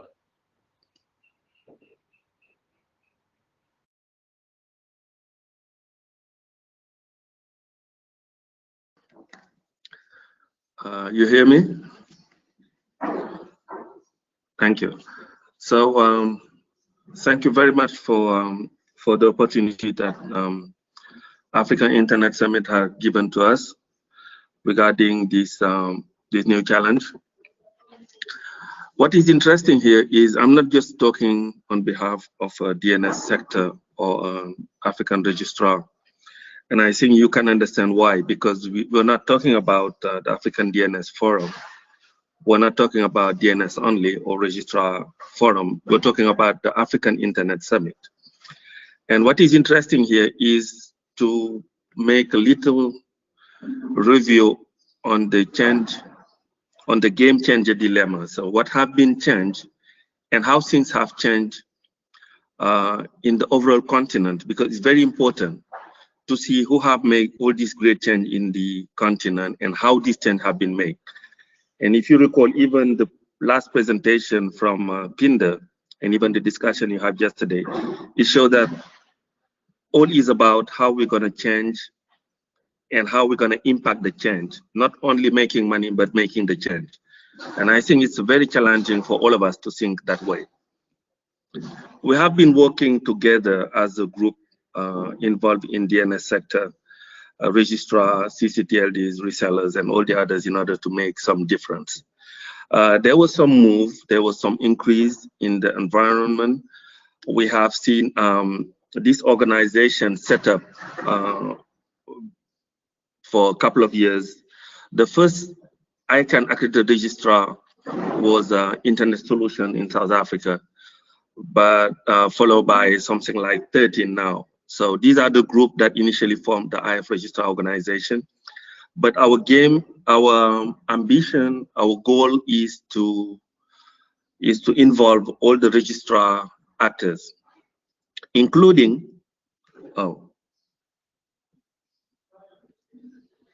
did you hear me? You hear me?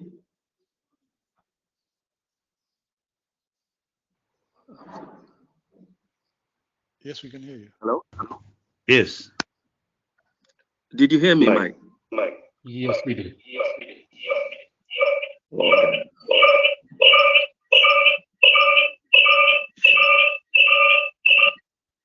Hello? Is that much better or is it still there? Hello? Can hear you.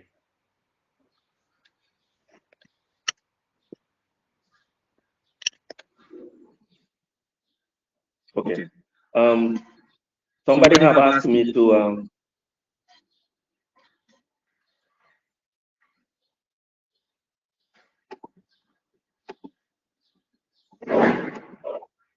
somebody told me that he could not hear me. Is that the case still?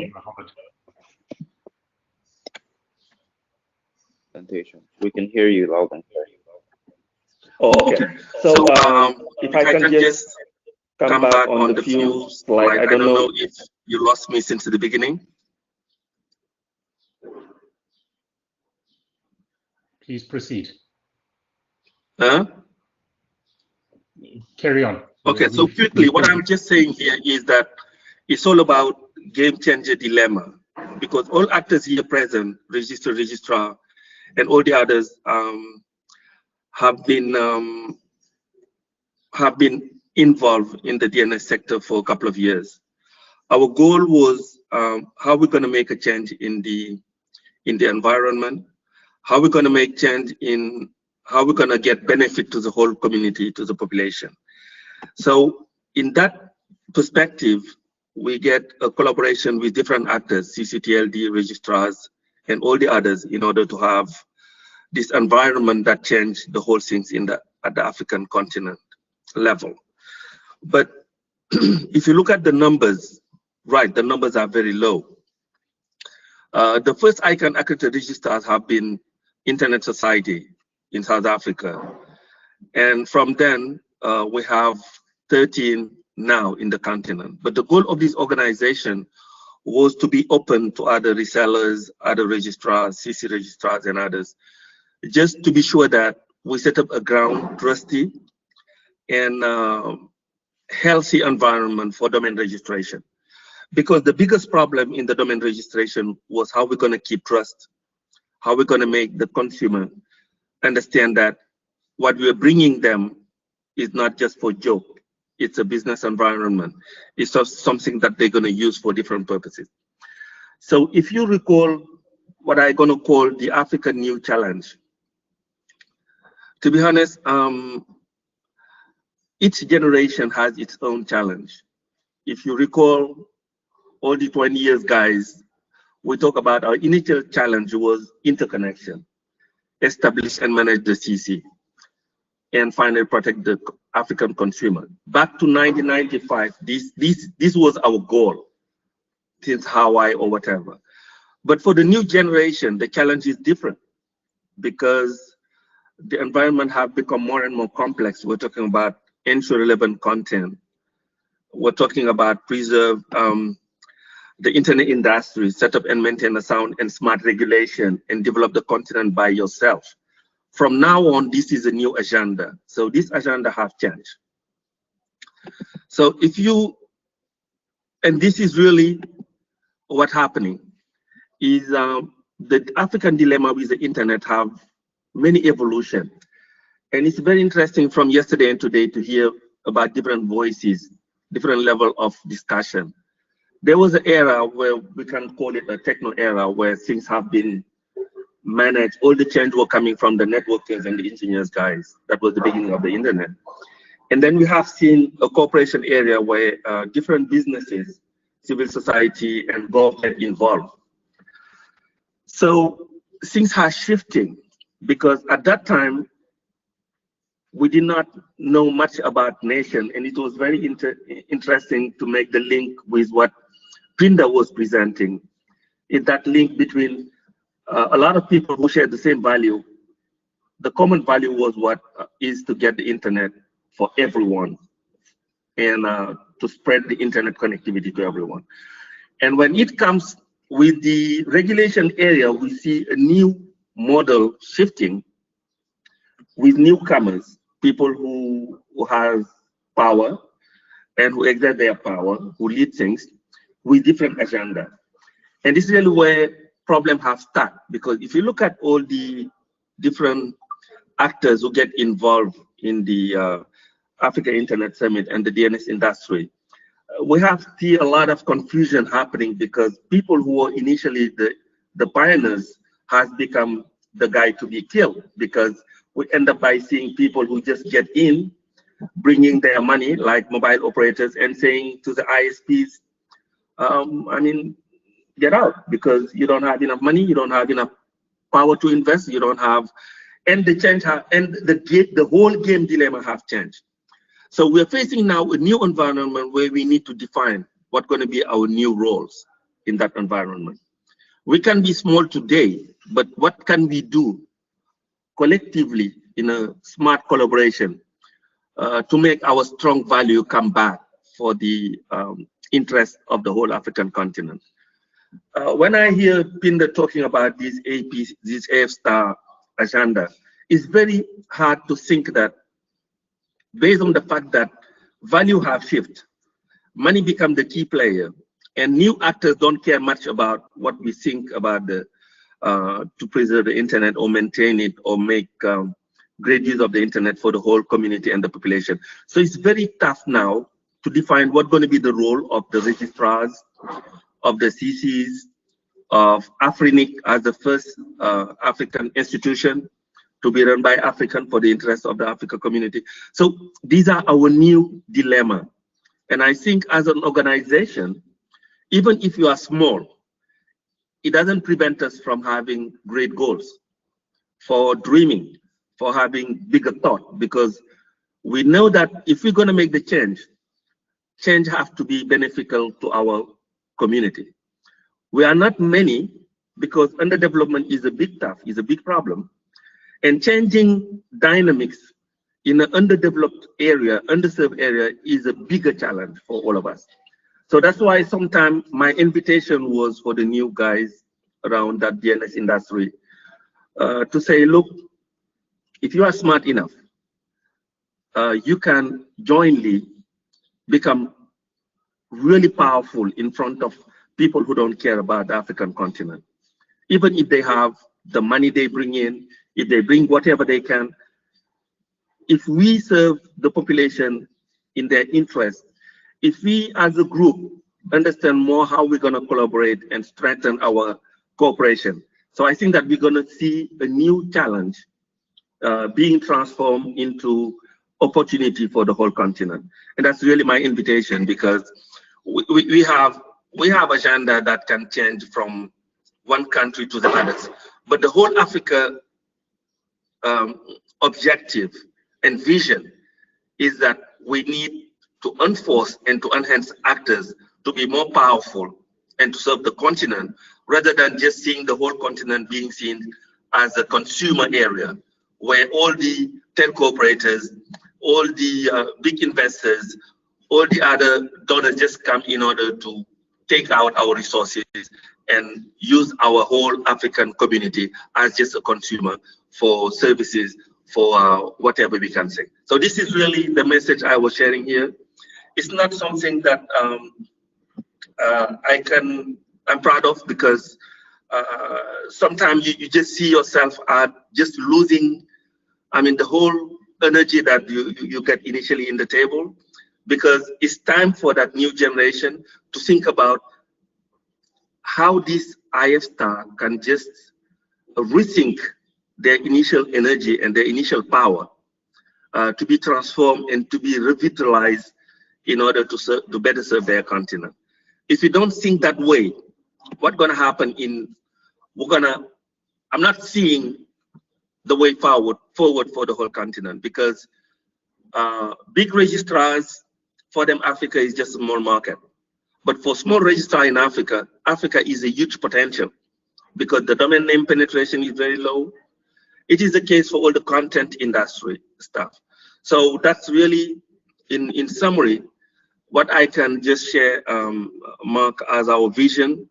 We know that at the international level, their agenda for the Sustainable Development Goal, Africa Union have their agenda in order to think about how, as a global continent, we can just make Xinjiang.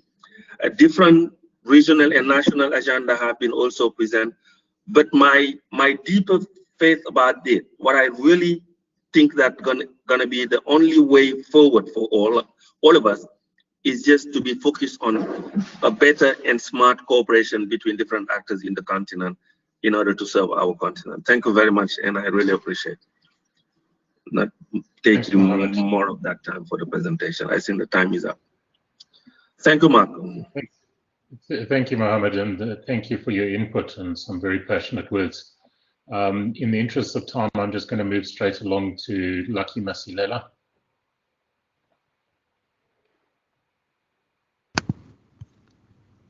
Yes, good morning and afternoon, all colleagues.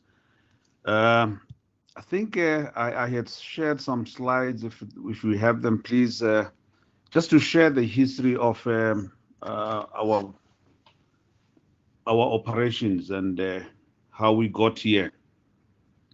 I think we owe our history as a .Africa today, one on the entire implementation or the launch of the new GTLD namespace, which was mainly which came 2008, and then we had the Africa Strategy Group, which is slide 2, please. Africa Strategy Group that had the need for ensuring that .Africa, the namespace, has to be included amongst the list of names that were out for application. And this is when in 2011, when the new GTLD program was launched, we raised our hand and we began to plug the flag on the ground that .Africa or Africa as a continent will be represented in the new names space. We filed for the application in 2012 and evaluation in 2013, which led to our access, and we were awarded in 2014. Unfortunately, if we go to the next slide, you will notice that these are some of the names that were applied for by some of the continent operations, but only the 3 are in operation: .Africa, .Cape Town, and .Joburg. Next slide, please. So in 2014, when we signed the agreement, unfortunately, we went through a litigation, which put us in a situation of a prolonged delay and only happening in February 2017 when we started operating. Next slide, please.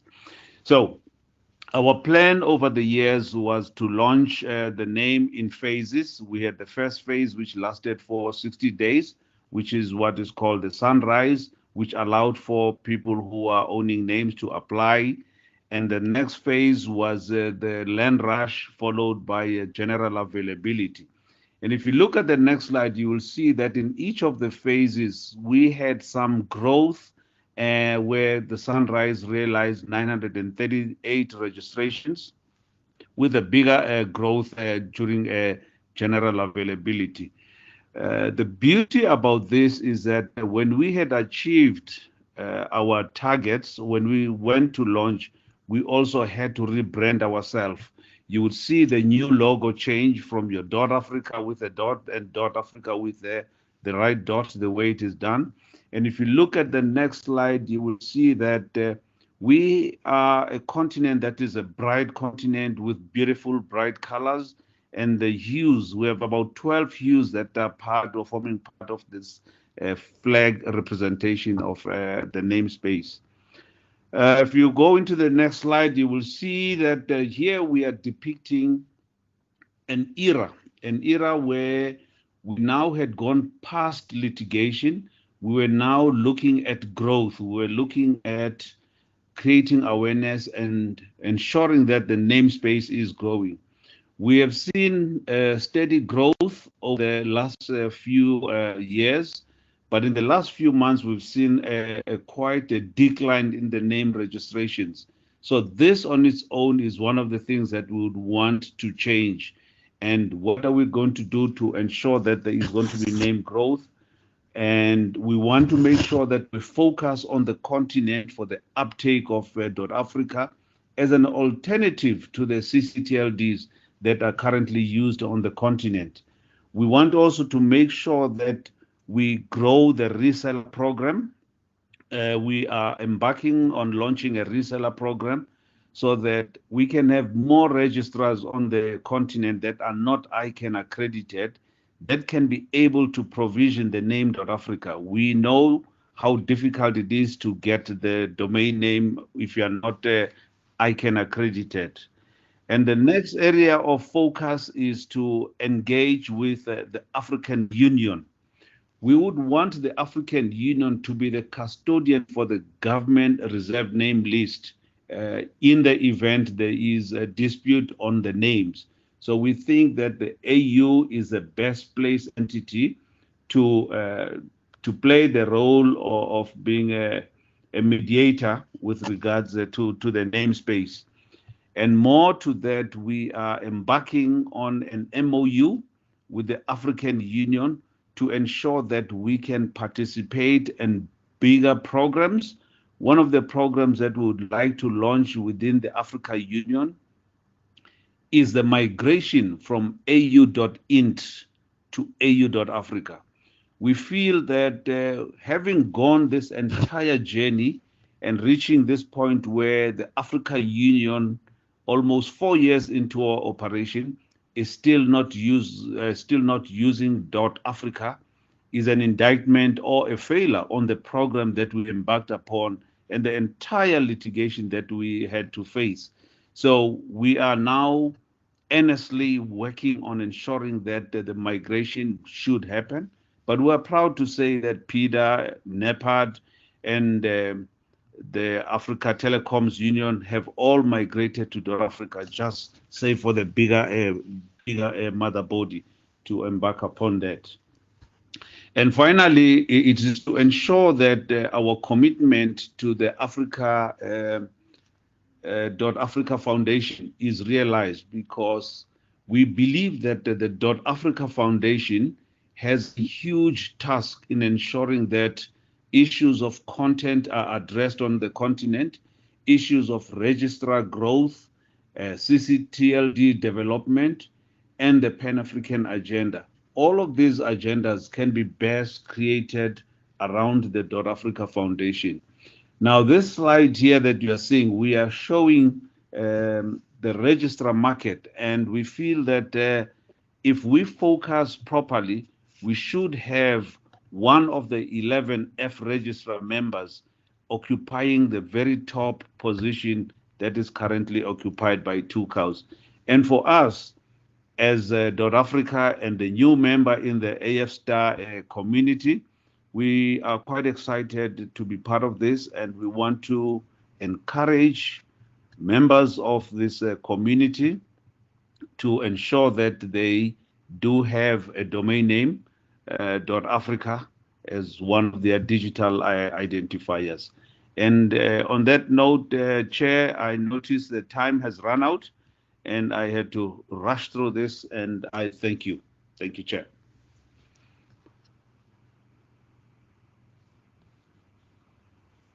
I appreciate you keeping it brief.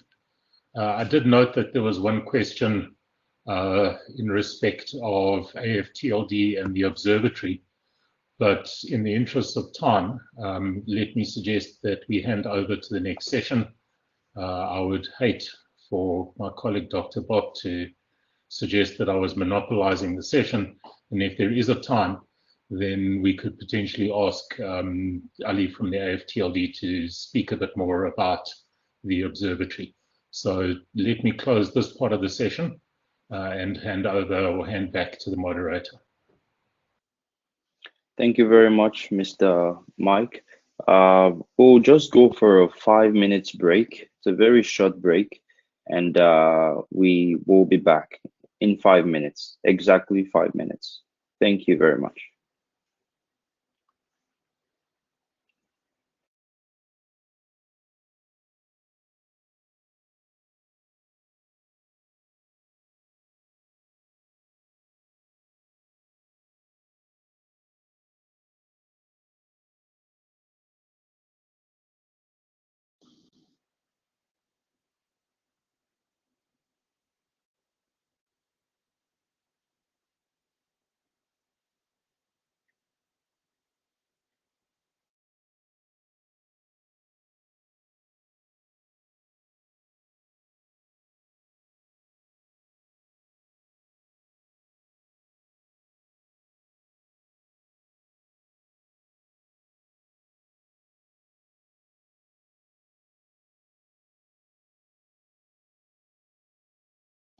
While we're on break, I have some special announcements. So for our sponsors, the meeting is virtually hosted by the Internet Service Provider in DRC, ISPA DRC.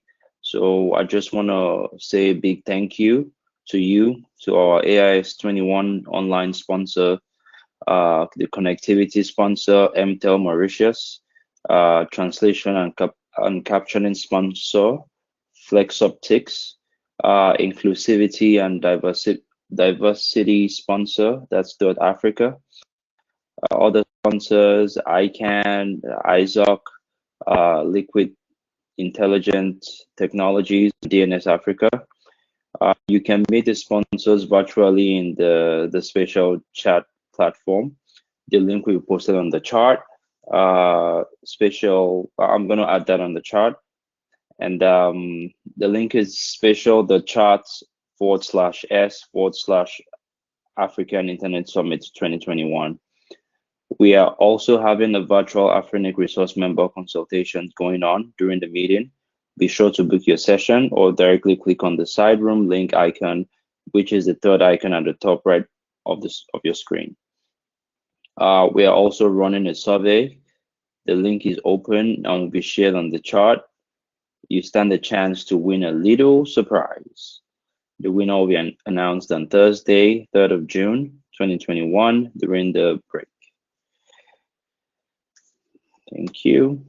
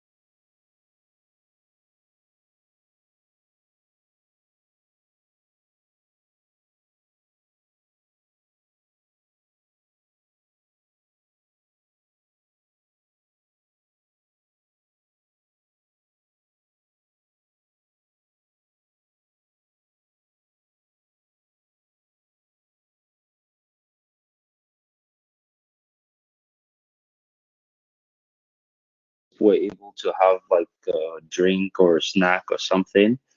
I'll be calling on Dr. Christian Bope from University of Kinshasa. He's going to be moderating the next session. Is he available? Is he online?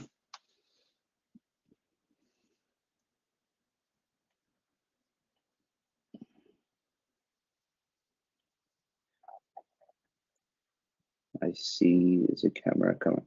Hi, how are you? Nice to see you again. It's been a while. We can hear you. Your mic is off. Can you hear me now? Yes, we can. Great. I'll save my excitement for later on. We'll talk later on. Okay. So. Yeah, we talk later on, yeah. Over to you. Yeah. Thank you. Thank you. Good morning, good afternoon, good evening, depending on where you are following us. It's my pleasure to welcome you on this virtual session to discuss about the update of EFSTAR. We have listened to Dr. Ni, who has given us an update on different EFSTAR, and also we during Mike's syllabus session we received some updates on different EFSTAR. Before we moving forward, I would like to check whether all my panelists are present. I will start from I just call Boubacar Bari. Boubacar Bari is present.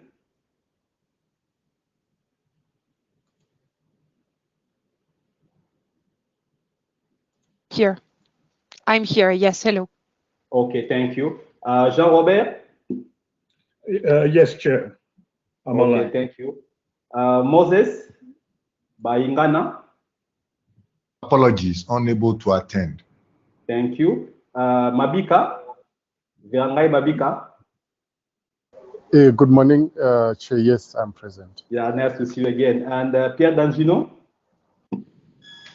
I'm here. Good morning. Thank you all for making time.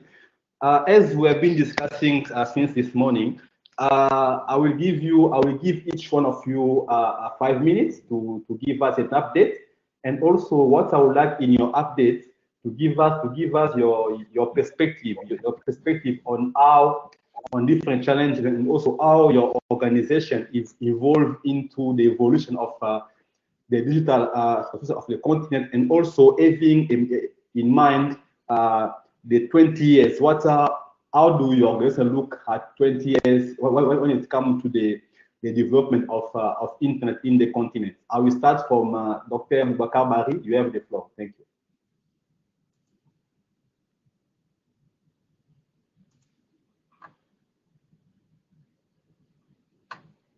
Thank you very much, Christian.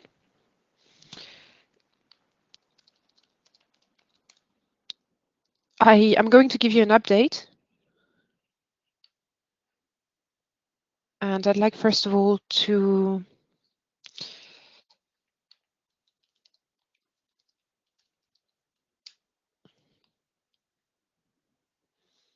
so I'm going to tell you what happened in AFREN recently.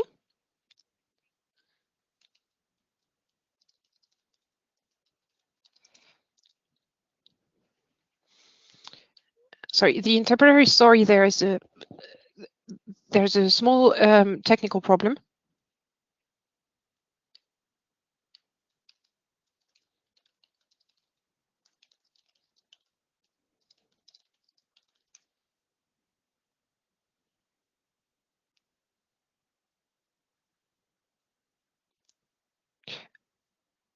Christian, can you hear me properly? Is it working well?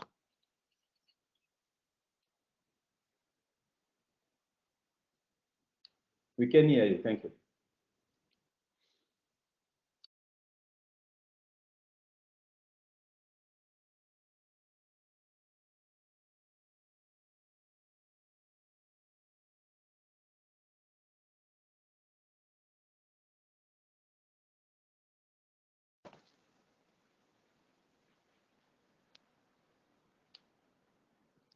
So what shall we do? Can you hear me in French or?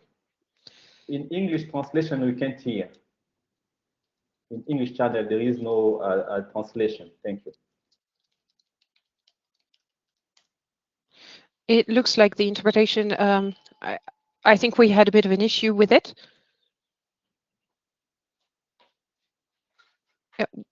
We're also listening to somehow the English interpretation is also heard on the French channel. So I will continue my presentation in French.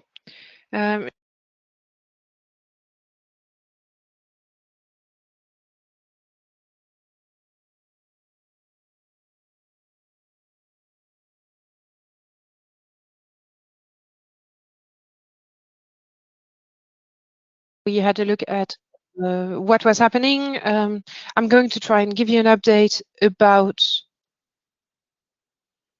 what has happened in the environment in terms of research as well. So I'm going to try and tell you who we are. So first of all, AFREN is a collaboration platform. We have 3 regional networks covering all of Africa.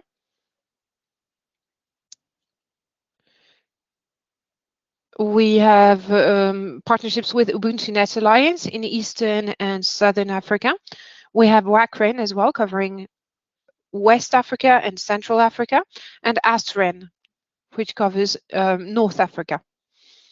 So each of those regional networks is in fact an assembly of national research and education networks of the region that is covered. These NRNs are actually an interconnection of institutions, academia, education, research institutions from different countries. We organized the first AFREN meeting in 2007. Some of you might remember it was organized in Abuja in May, actually, of 2007, during the annual Afrinic AFNOG meeting. So that followed another meeting that was organized in Nairobi on the previous year, where we organized a workshop to set up the different regional networks. We can have a look at the next slide now. Can we see the next slide, please?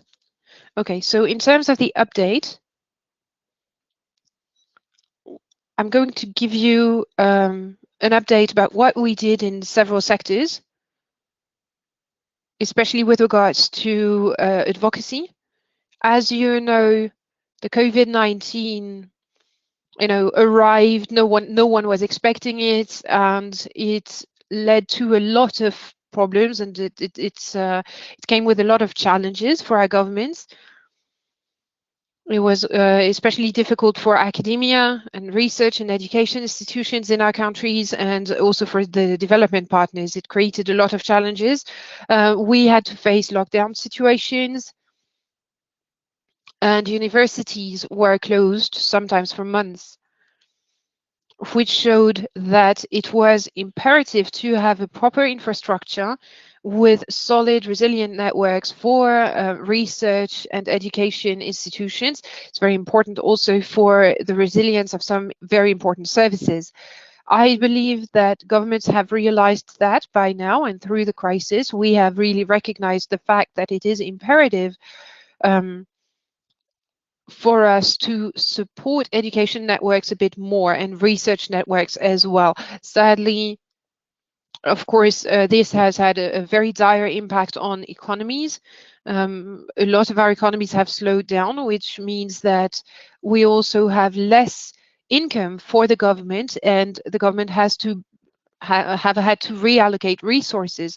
Very often, resources have been reallocated to healthcare and to production sectors, and a lot of companies have had to receive subsidies in order not to lose too many jobs. So governments were very aware of the situation, aware of the necessity to have a proper network, but it was very difficult sometimes to find the necessary resources to improve the education networks, for example. So we decided to emit a joint call with AAU, UA, WACREN, and ASREN. We called upon governments and development partners to invest a lot more in NRENs and in networks in general, in order to be able to address COVID-19 related challenges, but also any and all potential challenges that may come up in the future.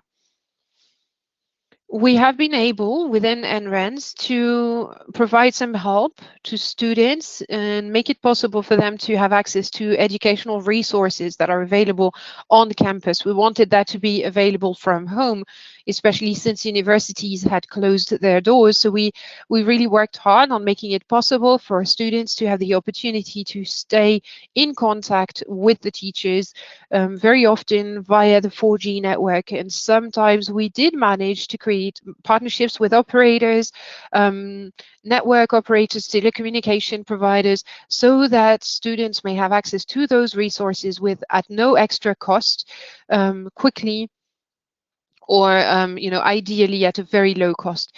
In terms of capacity building, we organize very regularly some training workshops in presence, face-to-face. Of course, we couldn't do that during the pandemic period, so we turned to a series of webinars in order to pick up the slack.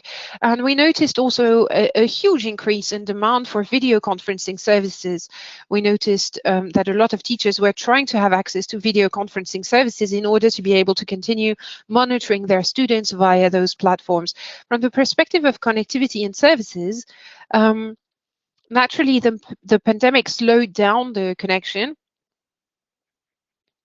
of additional NRENs, especially at regional level, but that process does still continue. We're adding new NRENs, connecting new NRENs, especially now since we have seen a bit of a lifting of pandemic-related restrictions.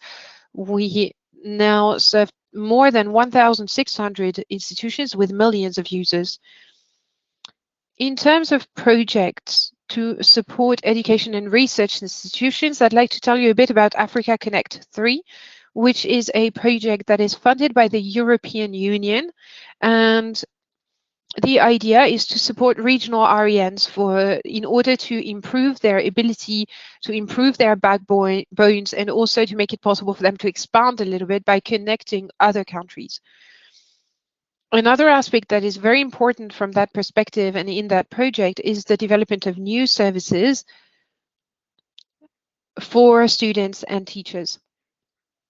So we've had we're a little bit late in the implementation of Africa Connect 3 because of the pandemic, but we have started working on that again. Another activity that's very important to us is the interconnection at continental level.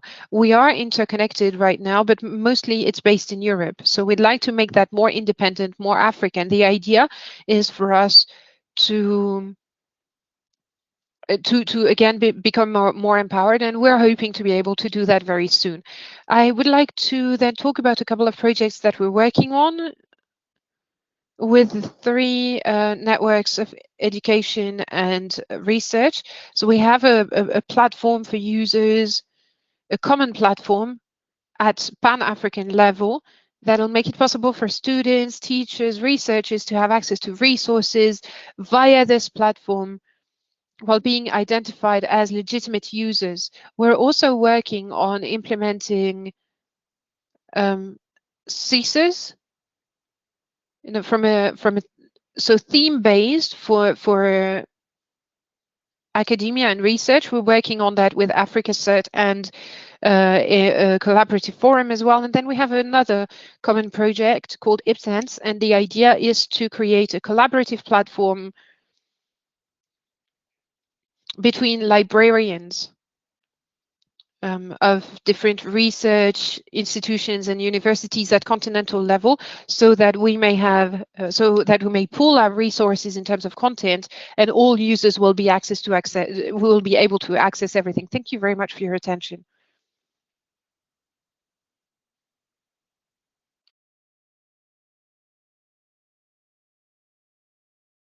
Boubacar Bari for your update.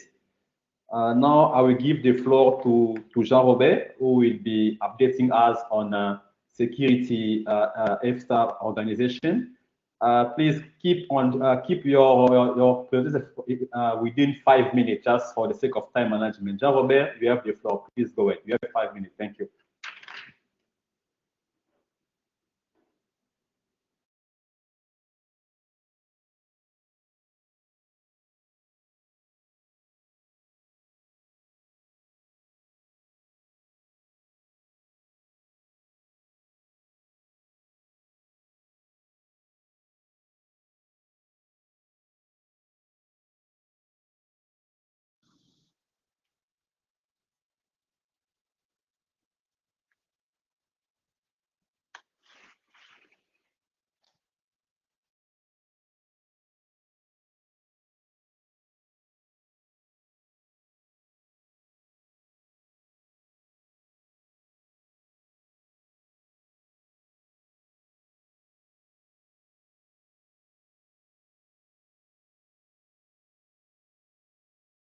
It seems like in English channel we can't hear Jean-Robert.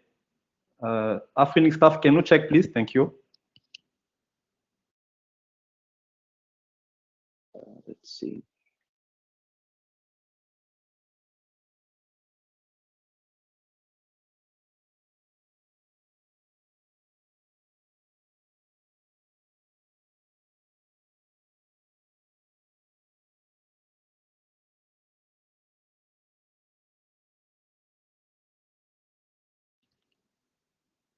Hello, Jean-Robert. It seems in English. Hello, Jean-Robert.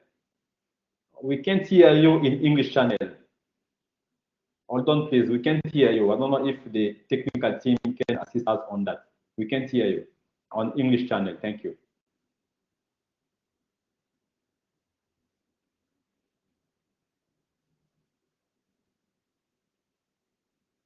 Robert, can you please make sure you're on the English channel at the bottom? Now it's fine. Now we can hear you. Now I can hear you. Please go ahead. Thank you.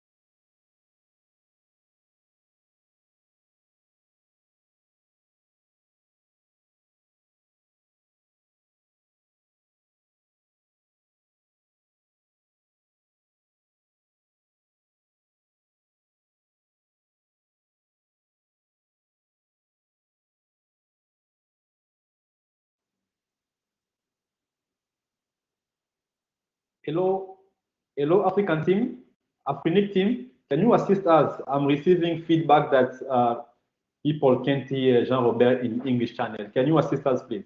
Jean-Robert, can you please make sure your mic is not mute on your laptop, and also make sure you're on the English channel, not on the French channel. Thank you.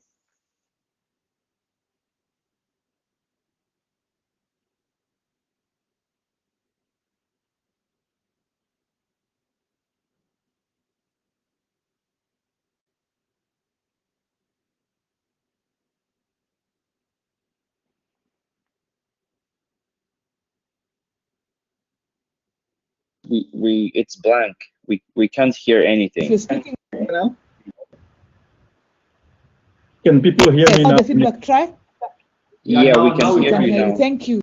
Yeah, Okay. if you click on the English channel, then speak in English. Yeah. Yeah, I'm on the English channel. So a couple of root causes and assumptions that we are trying to verify. So an increasing issue related to mobile devices,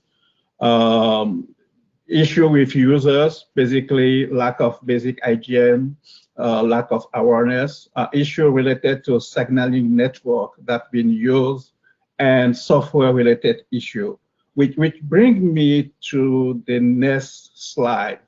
From what we saw last year to this year, interestingly, we have an increasing number of incident response teams within the African continent, which is a good sign. 27 as of today in nation and government. An additional member in the REN teams, one additional CSIRT in the service provider network. We've been working now with a couple of partners to set up a mobile measurement capability, talking with different stakeholders so that we can understand the issue related to the mobile network. We have reached out to what we call the African technology makers that have been at work providing innovation through various software to establish a program. And next week or the next 2 weeks, you will see an announcement of a couple of initiatives that have been at place to work with software developer in terms of securing design and bringing more application security to place. We have established together with a couple of stakeholders, the African Anti-Abuse Working Group, which help us in collaboration with Afrinic, AFTLD, the RENs, through WACREN, to take on some anti-abuse initiatives. And we have also strengthened our partnership with a couple of organizations, such as the Forum of Incident Response and Security Teams, and also ICAP. This year, there has been 2 new members in the global incident response community. First, a new fellow from the African continent. We are launching at the end of the month a continental-wide African cyber drill to test the communication capabilities and also the capability of people to at least our members to deal with incidents at large scale. We've been organizing webinars and capacity building activities every other week. We have found that with an increasing number in the African continent, it's time now to establish a trusted platform. And in the process, we saw that WACREN and the REN have already a platform in place. So we've been talking to them in the spirit of avoiding duplication of effort and working together to see how we can all collaborate around that platform. And last year, we did an event that was called the first Africa CERT Virtual Symposium that brought a couple of work items area. They need to look at what is going on in terms of national strategies. They need to see how the different members are implementing norms and confidence building measure. As you know, there are a couple of work within the UN and the government group of experts around that.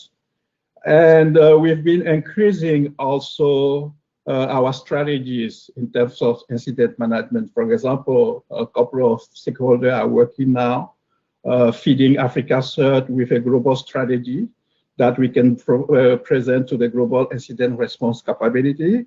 We have built our own cyber range platform. We are building our communication platform so that teams can communicate and work better with one another.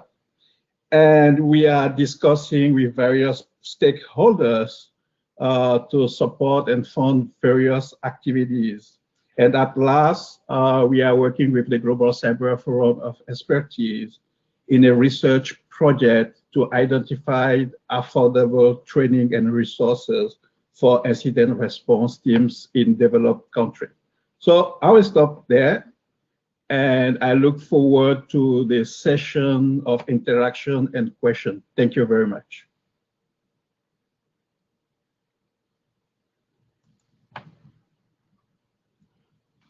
Thank you, Jean-Robert. Now I will give the floor to Virengai Mobika from ISOC Africa. You have 5 minutes, sir. Please go ahead. Thank you. Thank you, Mr. Chair, and greetings, everyone, wherever you are joining us from. To be presenting some updates on behalf of Internet Society. And for those that don't know Internet Society, it is a global not-for-profit organization connecting and empowering communities to ensure that the internet remains open, connected, secure, and trustworthy. I would ask the team to present my slides, please. I was just talking briefly about Internet Society. Currently, we are working through a network of 135 partners in 131 countries. And the purpose really is to continue to defend and to promote policies, standards, or protocols that create and build trust in the way the information is exchanged globally. So that I'll give you or that I'll share today relates to some of the activities or the priorities that we are working on this year, 2021. And our vision really is that the internet is for everyone, and we are working towards this vision by building, promoting, and defending the internet. We are basically working on three broader areas. So the first one is grow, the second one is making the internet stronger, and lastly also empowering people. So with regards to growing the internet, we are working on three activities. Firstly, community networks, and with regards to community networks, we believe these are complementary solutions to the traditional internet service providers. So we work with the local communities to help to build, maintain, and operate their own internet connections. On this slide, you can see some of the examples of the internet, the community networks that we are working with in different countries. In Zimbabwe, for example, last week or 2 weeks ago, the government of Zimbabwe officially opened the first community network in Zimbabwe called Murambinda, which is really trying to address this gap. And of course, in light of the challenges that we have seen with COVID-19, I think this is quite key. Related to the grow, we are also trying to help build local internet infrastructure by improving interconnection and peering. So we are really focused on internet exchange points and also trying to make the internet more resilient by having a project that focuses on internet measurement. I'll talk a little bit about that soon. So on the next slide there, I'll share a bit about Next slide, please. I'll talk a bit on why we believe the internet has to be resilient, and we believe that one of the key aspects of making the internet resilient is actually to focus on measuring measuring the internet itself. We have launched some activity in a few countries in Africa that are focusing on collecting data related to how the internet is performing. And I think my colleague Eddie from Afrinic mentioned that this is a partnership with Afrinic. We have probes installed in the following countries: Cameroon, Kenya, Rwanda, Mauritius, and we also do have 4 chapters that are hosting some probes, Internet Society chapters in Benin, Ethiopia, Madagascar, and Tunisia. Very soon we'll be publishing the information or the information collected on those particular probes. On the next slide, I'll briefly talk about how we are working to strengthening the internet. I think on the Strengthening Internet project, we do have 4 ideas that we are trying to do. So the first one is that we believe that some of the activities that either governments or private companies are working on, they have the potential to the internet. So we risk breaking the underlying foundation of the internet. As such, we are working very hard to advocate and promote the internet way of networking, which is keeping the internet strong and resilient. And we are working very closely with organizations or governments and who may want to make policies related to the internet to make use of the Internet Impact Assessment Toolkit, which is a tool that we have developed to help, analyze and provide an initial assessment of how the internet could be impacted by a particular activity or policy or legislation. On the next slide there, we are also working very closely on extending encryption. We believe that the internet is under threat. 1 minute left, please. Thank you. Okay, great. Yeah, so we are working on encryption, and maybe let me also move to the last slide.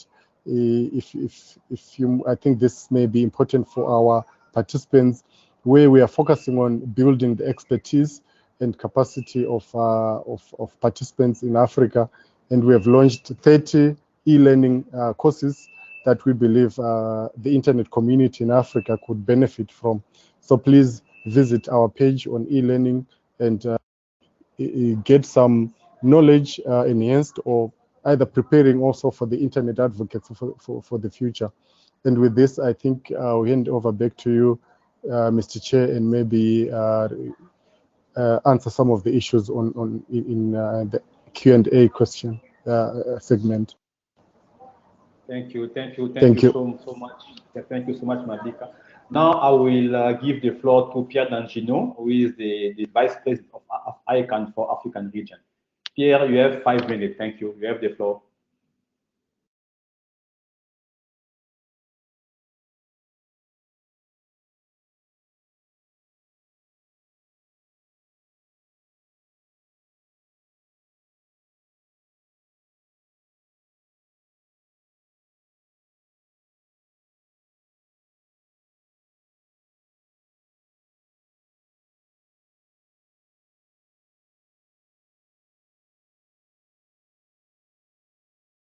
See him on I see him on the list of, okay, is he here?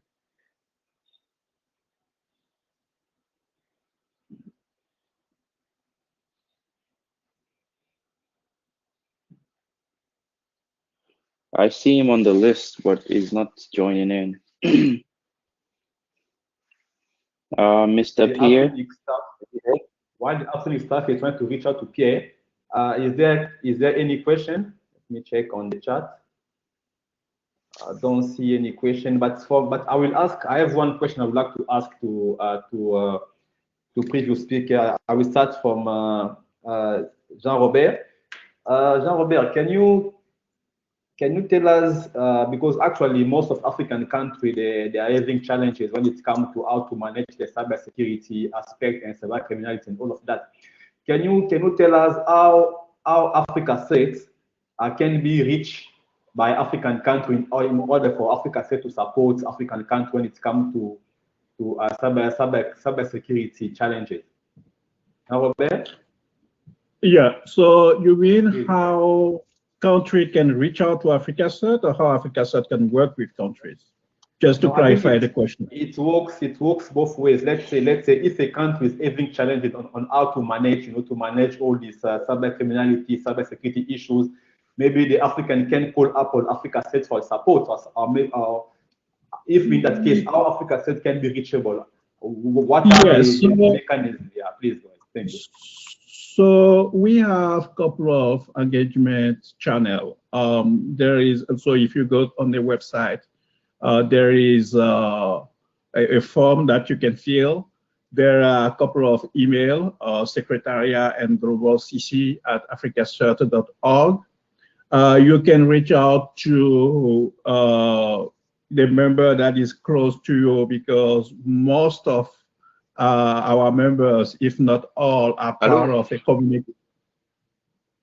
Most of our okay, Chair is here. Do you want us to? We can hear you. Yes, okay. Yes, yeah, please go ahead. We can hear you. The slide has been displayed. You have the floor. Thank you. Yes, 5 minutes. Yes, please. Thank you. Okay, 5 minutes.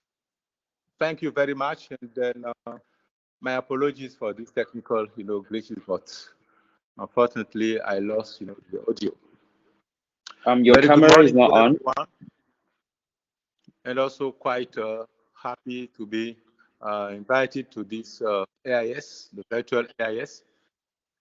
Always, happiness for us that the momentum continues.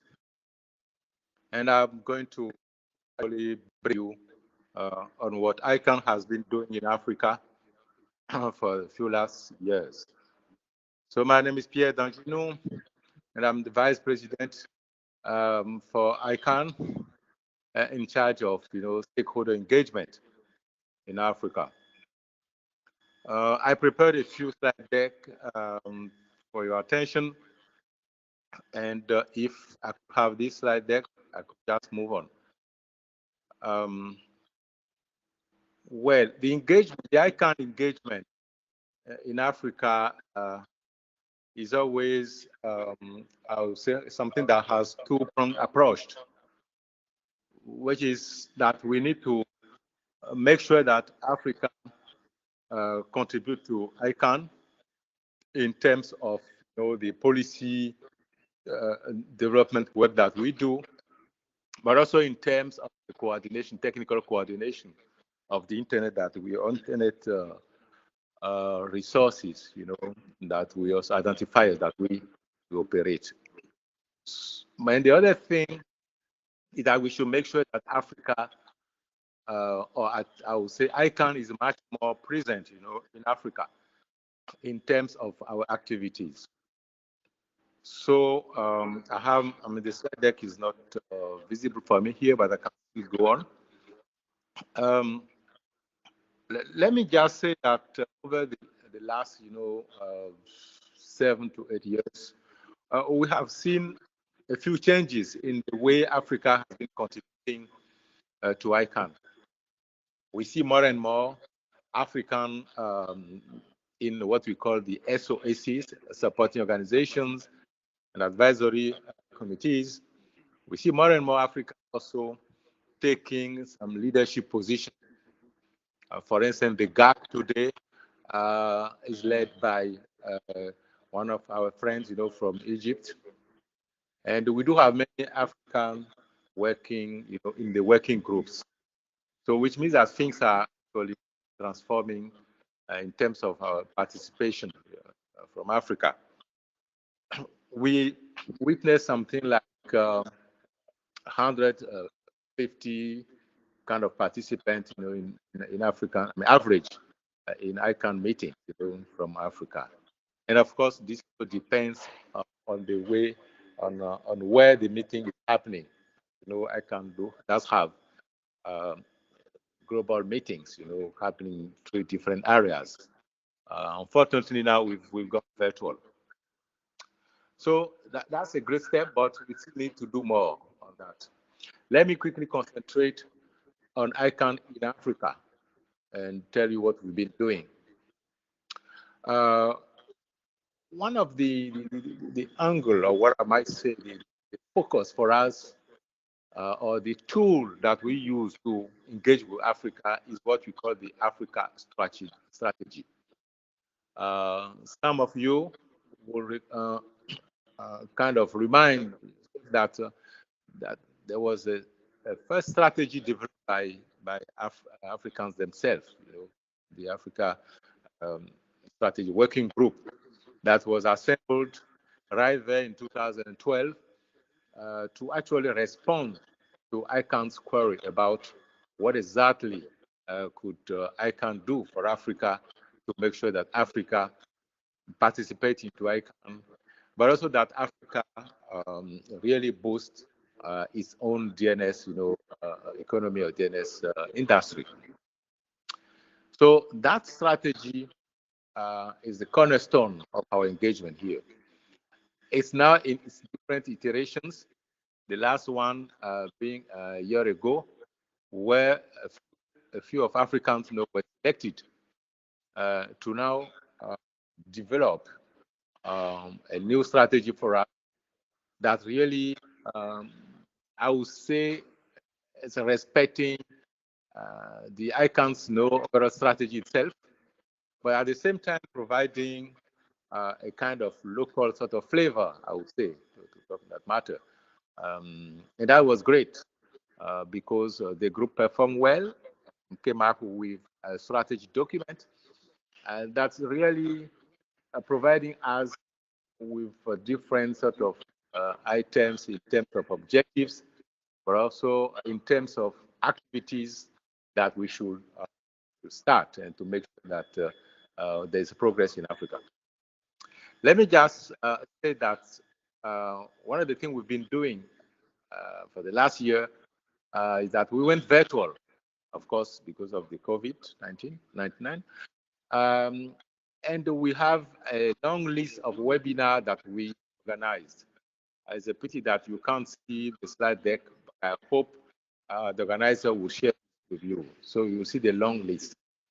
We also came into something that we call a focused sort of engagement, meaning we found out that we are not really covering all our stakeholders in Africa, or I would say potential stakeholders in Africa.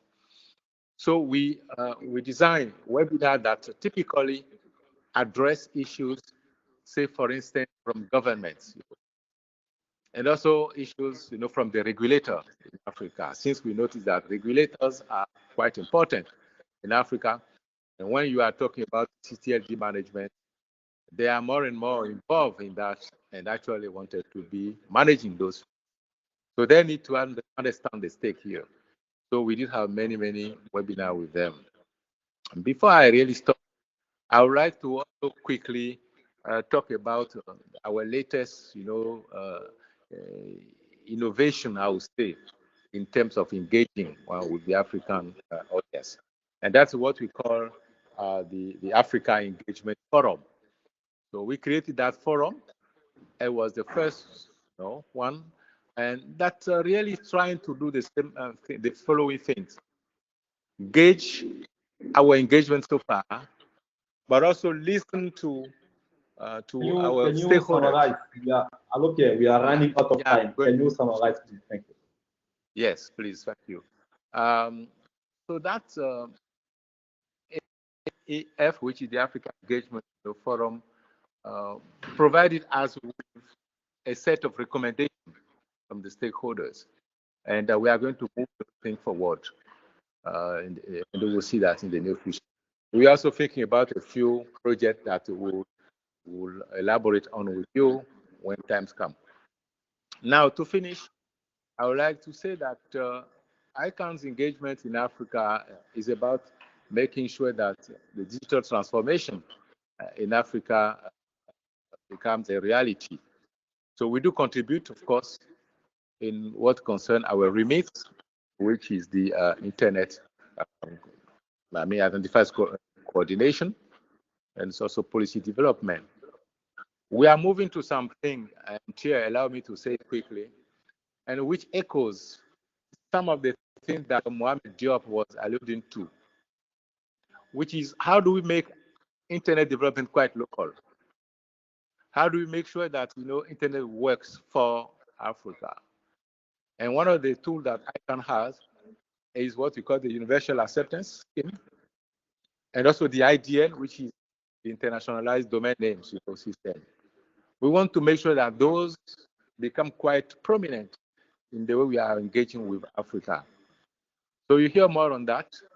Well, that is about having local languages also on the net, and also about capacity building that we've been doing, we'll be intensifying.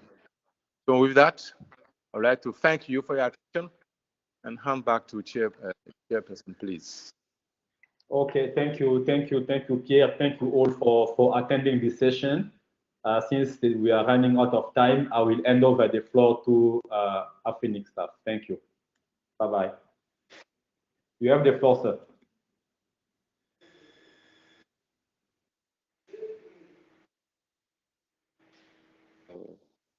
Hello?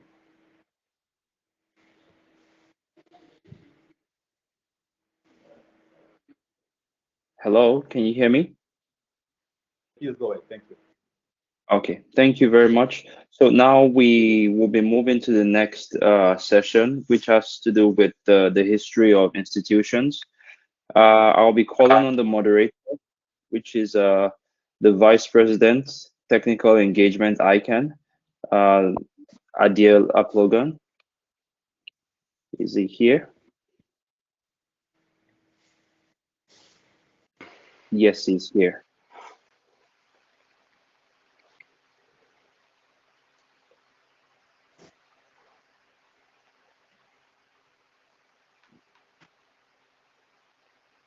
I'm not sure why my video is not coming up, but I think you should turn off the camera and turn it back on.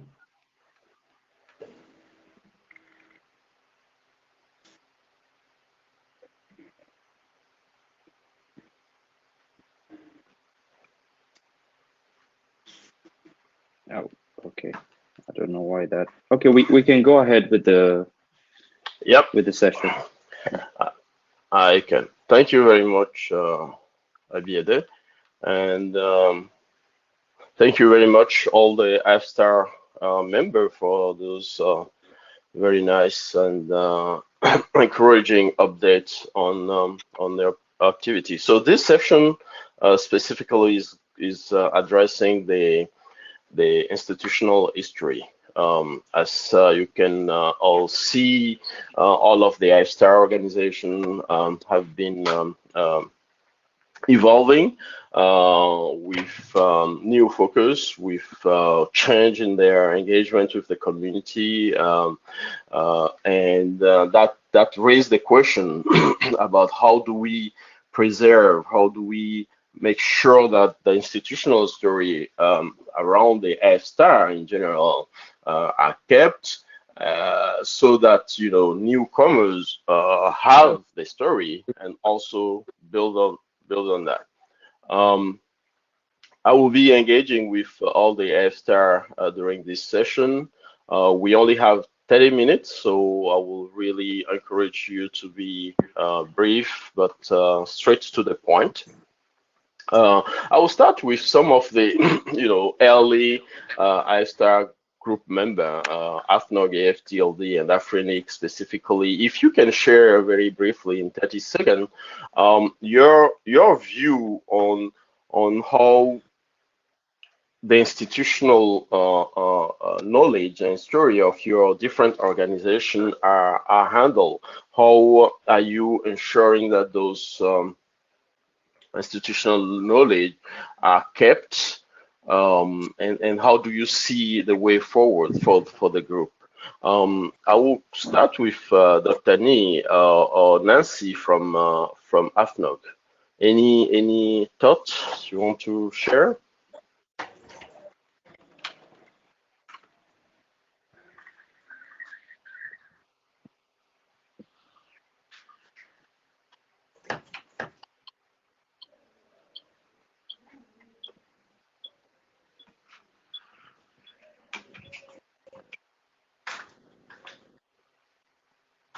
Or is Nancy online?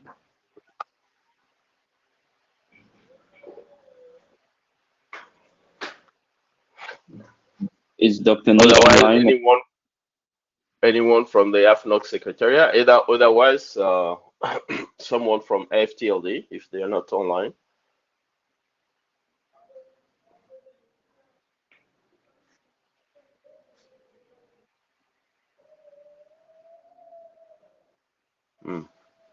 Okay. So, like no one is online. I don't see any reaction. Anyone from Afrinic then? Because I'm going to call you out, randomly, because there is no specific name tag to this. So anyone from any of those organizations, you are welcome to jump in and share your insight. Oh, Ali is here. Ali, do you want to share? Yeah.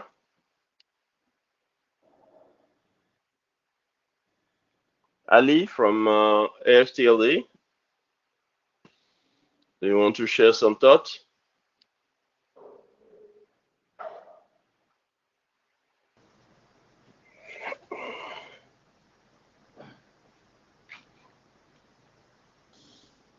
Right.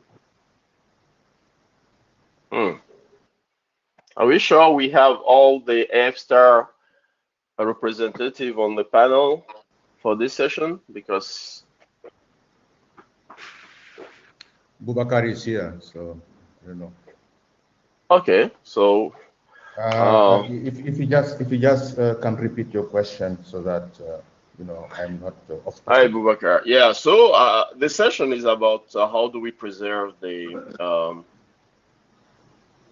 history of our institution. So the institutional knowledge, as you know, we are 20 years down in the AFSTAR cooperation and collaboration in the region. The session is about how do we preserve that institutional knowledge and ensure that the history of our cooperation and collaboration is kept and also shared. Yeah. Yes, please. I do think that each of our organizations who are, constituting the IFSTARS has somehow institutional memory, but it's kept in silo. Speaking for AFREN, for instance, we also have to consolidate among the 3 regional ranks, because generally what we do is that we have reports on common events, or common projects we are doing together. But I do think that at some point we have to consolidate all of that, to make sure that we leave a history of AFREN, even if the one who are active today leave. And I do think that we have to do that, even outside the individual organizations, but consolidate all of that, in the history of Internet in Africa. I think that we started a project on that. Unfortunately, because we know, for instance, that in Asia, with Kilnam Chon, they did something similar. We started this project. Unfortunately, we did not go very far. And I do think that's a good time, for us to revive this project and have contribution for every of the IFSTAR members. Thank you. That's my first thoughts.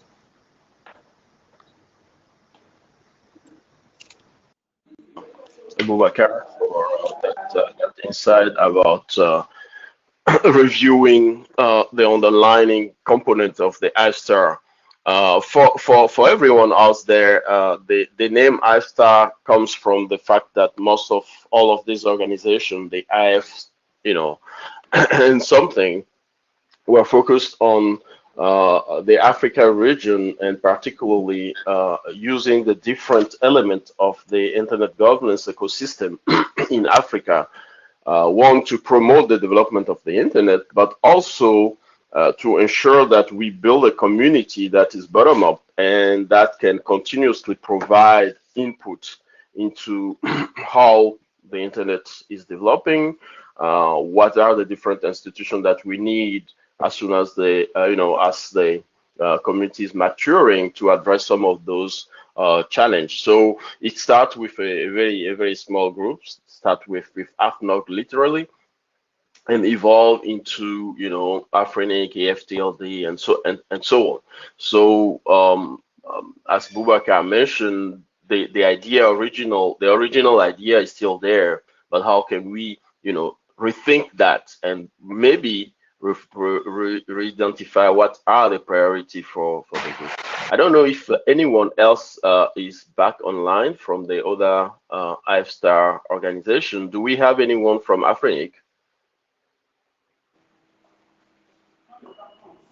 Is Eddie online? No. Yes, can you hear me? Hello? Yes, I can. Hello? Hello? Yes, I can hear. Who is that? Can hear you. We can hear you. Okay, so thank you very much. I believe that this is a really crucial point, says Ali. This goes together with what we do today, and it's important for us to leave a trace for the coming generations. From my perspective, I believe that we should make that a point in the strategic plan, in the African strategic roadmap, so that we may create a think tank or in order to collect important informations that will then be presented in the coming sessions, and have all the institutions have all it will make it possible for all IFSTARs to think and to leave a trace and to keep archives going, so that future generations may know where we come from, and so that they may also know how pioneers and leaders have worked so far, like how they went about creating the environment we have today. So this is really my perspective. I do believe that it's very important. Thank you. Thank you very much, Ali. You mentioned something there that worth noting down. Making the group become a kind of think tank for the region, and I think it's something to assess and see how it can be done, because what is interesting about that idea from my perspective is that the IFSTAR collectively hold a huge amount of knowledge, understanding of the ecosystem, both from the technical perspective, but also from business and economical perspective. So having the ability to take all those knowledge together and being able to produce a paper or recommendation or vision through collectively sharing those knowledge could be beneficial for the community in general. Anyone else want to share from either Africa, our only registry in the region, or the IF registrar, Africa CERT? Any insight in that idea of how do we ensure that our collective institutional knowledge are kept within the IFSTAR?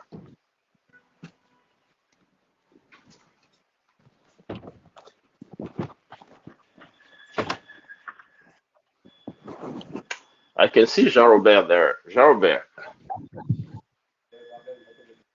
Yes, and thank you, Adiel. So I will respond to your question from two perspectives. One perspective is on the each organizational side, and the second perspective is at the global level. So I think that most of the organizations are now doing the effort to have a kind of consolidated report related to their activities, where they can pull information from each members and fill that report. And that can be done. So we, for example, at AfricaCert have decided to do that on an annual basis. But each organization should or could select how they want to do it in accordance to their organizational driver. And the second, I think that many of us have, as many previous speakers have already talked about it, is to see how we can have something like a central repository that we all feed with updated information on our activities, on our reports, where so then people can be sent to understand how we got here and how we overcome different challenges. And having said that, there is something that I was planning to bring up into the question, but that I wanted to raise now is, for example, how to think about how we work with different policymakers within our ecosystem to make sure that when they are building strategies, every one of us can provide input in those strategies. For example, as you know, most of countries have what we call national strategy, right? And most of our organizations are still absent in those strategies. So and those strategies are updated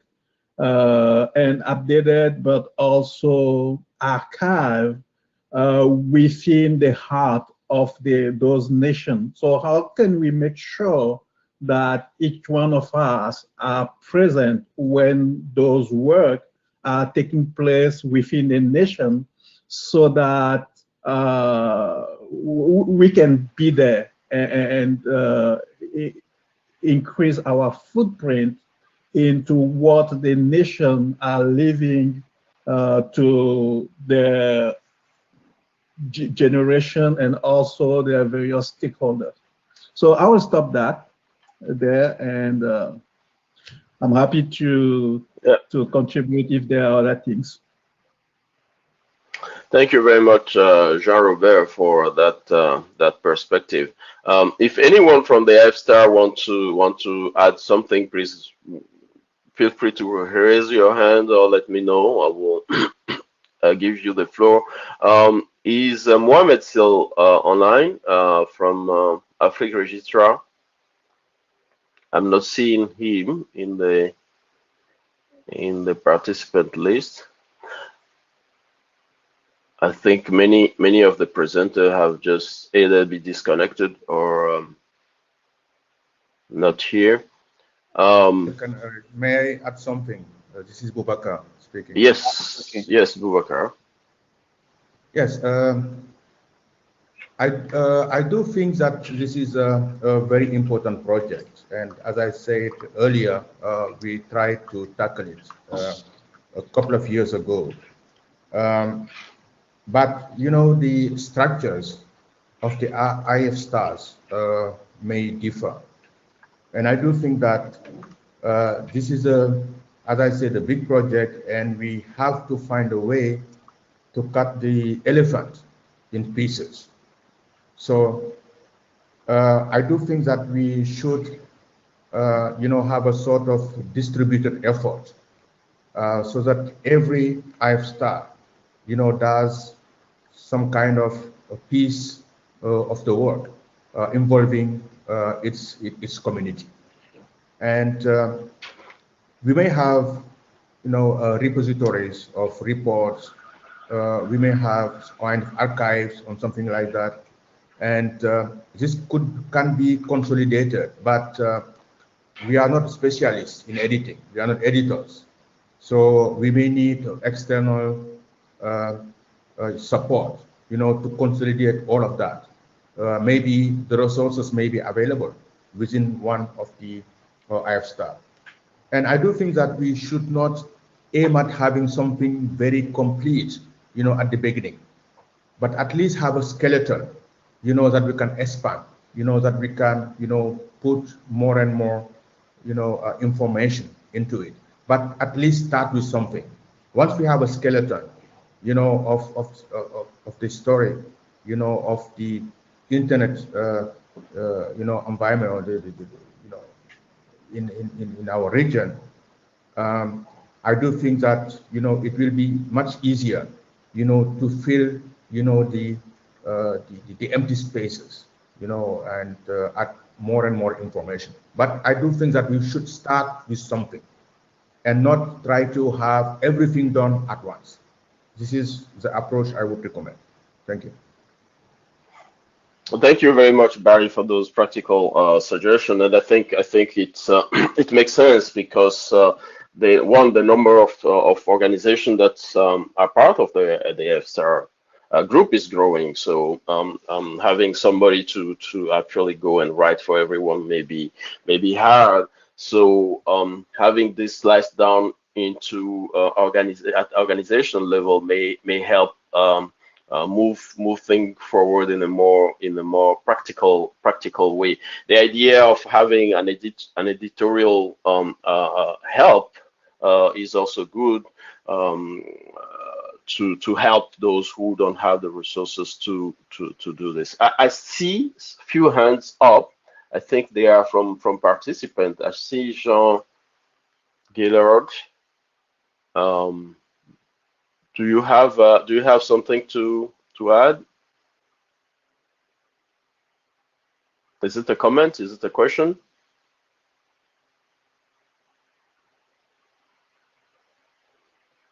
Can you go ahead? Okay, not hearing from him while his mic is on.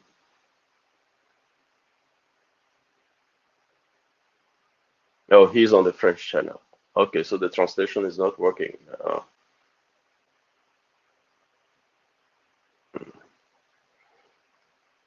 I can't hear him. So if someone on the French channel can relay what he's saying, because I cannot move to the French channel and I cannot hear anything in the English channel.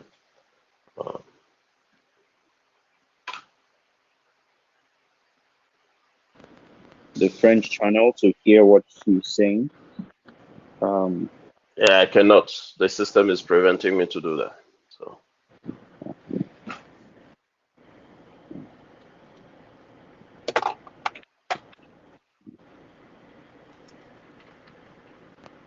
You need to turn off your mic first, then you switch to the French channel.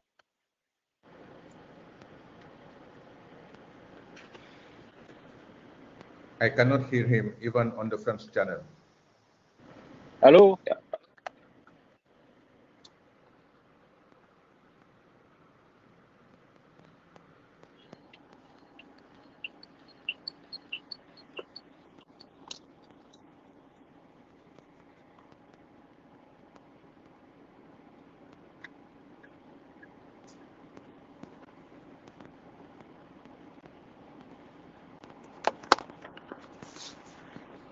So I think we can just move on to the next person.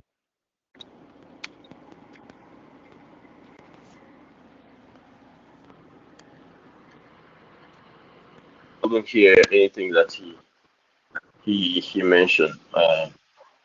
We can move on to the yes. So we still have 5 minutes for this session. Okay. Okay. He said he couldn't actually speak. So anyway, Oh, Hello, I have another someone else, Mark Elkins. Hi, if you can hear me. Some years back, I can hear you very well. Great. Some years back, a history was done on the history of the internet in South Africa, and that was a project done by an American university. I can't remember the details, unfortunately, but they were able to at least write down a reasonably good history of what happened of the initial internet in South Africa. And on the other hand, the elders of Afrinic, I also think that's a great way of preserving history and knowledge, etc.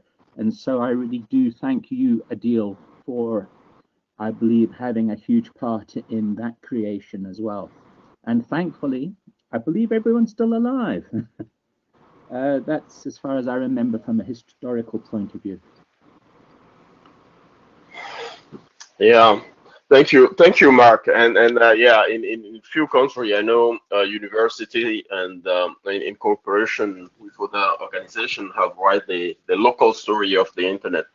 And I think we what we need is to find the resources that can help us write the story of the IFSTAR organization, how they start, what have been the challenges, and how they overcome those challenges, so that people who come later have those background, because I think that's important, and also that will help them build on top of what is already exists, and don't do the same mistake, and also try to lead those organizations into a direction that can help them grow and sustain themselves many more in a more sustainable way. And as you mentioned, Mark, as well, you know, we have few people who are now, you know, elders, and I think we also need to pick their brain before they retire, and you know, find no more, you know, excitement and interest in this. So that's why the project of writing or try to document those history become important. You know, because, you know, we are not going to live forever. So to briefly drive this to a conclusion, unfortunately, we haven't been able to hear from everyone, all the IFSTAR in this session. This is unfortunate. I would say, you know, writing or documenting in a more formal way the history or the institutional knowledge of our different IFSTAR group is key and critical. And I think we need to take a systematic approach in dealing with that, either by building a subcommittee of the IFSTAR group to kind of look into this more closely and make recommendation to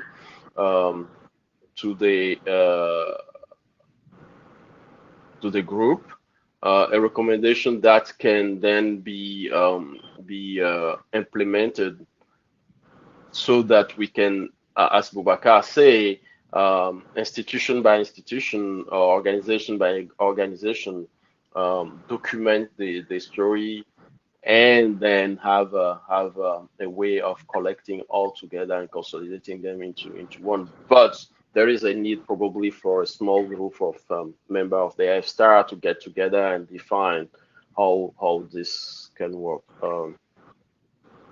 Oh, do we have somebody speaking the French channel? I mean, if it's happening, I'm not hearing because it's not coming to the English channel. And yes, I would like to add something, if it's possible. Yeah, go ahead. We still have 1 minute. The floor? Can I say something? Go ahead. I think it is a very interesting idea and project to conceive and to protect and preserve the memory of the African internet. And the most important thing is to create the best tool that can allow us to involve all the different stakeholders. And in particular, I'm thinking about a project like Wikipedia, so with this collaboration approach, so that everyone can contribute to the creation of the history in Africa. Maybe it's a tool that can be moderated so that you can validate the information that are added and included, but this would create a kind of repository that can be useful later on. Thank you. Thank you very much, Arno. Yeah, that's a collaborative approach with kind of a wiki where everyone in each organization can come and dump their content in there and have a kind of a role of a curator to go through it and adjust the information, the history as the one. That is another approach that can be explored, of course. My suggestion, maybe to close this, is to the IFSTAR Secretariat, is to set up maybe a small group of people to look deep into this and make a proposal to the community on how to do. Probably for the next IFSTAR Day, we can have few concrete proposal on the table with a roadmap that can help us do this, because it is an important task, and we have to tackle this while it is still possible and while we have everyone still around. Thank you very much for your contribution to this session. I'm sorry for those who were online and I couldn't listen to, and all my other IFSTAR colleagues that I couldn't hear. Thank you very much, and back to Afrinic. Thank you very much, Adil. We're going to be moving to the next session. It's about internet, and the moderator is Dr. Ni. Is Dr. Ni online? Yes, he is. I'll hand over the floor to Dr. Ni. Thank you very much. I'd like to welcome you to the session. The title of the session is Time with Fadi, and I'll moderate for you this session with our very special guest. This is the highlight of the AFSTAR 2021 coordination event. It is the last activity before open mic. It's an honor for me to introduce our guest, one of the finest corporate leaders of our industry, and one that is well known to some of us in the AFSTAR community. For benefit of new participants, I will introduce our special guest with the following remarks. He is the immediate past CEO of ICANN and is recognized for leading a huge community transition process resulting in an inclusive and independent ICANN.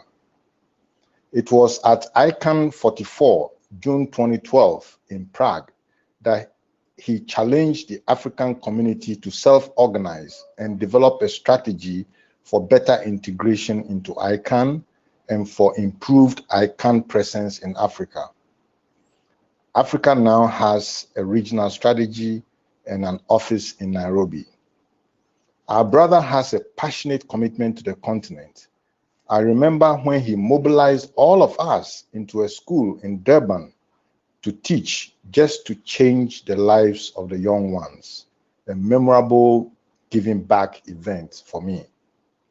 When we invited him, we were not sure he would be able to join us, but instead we received a wonderful, reassuring and engaging response, typical of him. And he simply said, "With pleasure, I am honored." Unfortunately, he is speaking to us at an ungodly hour of 5 a.m. at his end. We sincerely apologize for this. We thank you very much for your continued sacrifice for our community. Please join us in welcoming Fadi Shehade, co-CEO of Ethos Capital. Fadi, you have our attention. Would you get Fadi?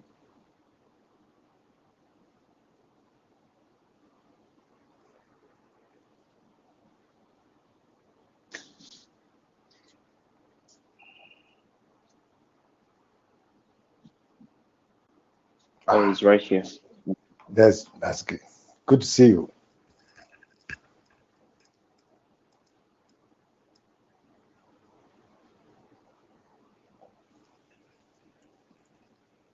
We cannot hear you.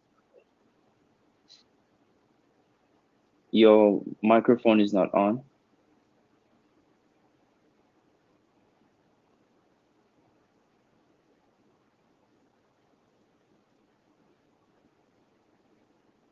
Yeah. You hear me well? Yes, we can hear you. Well, at least I'm awake and I'm happy to be with you, Nii.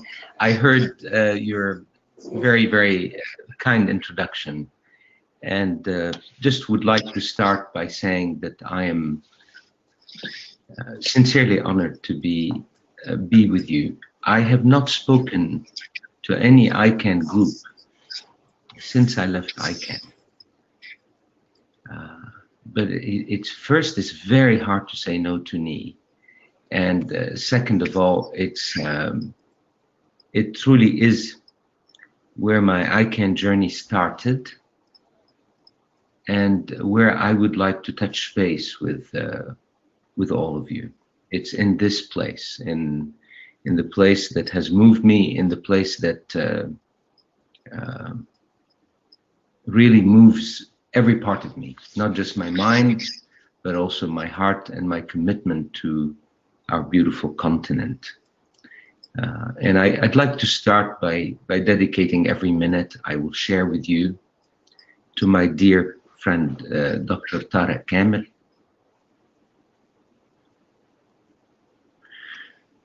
who really connected me to your continent and to my continent. He reminded me, even though I wasn't born on the continent, that my parents, my heritage, my life started in Africa.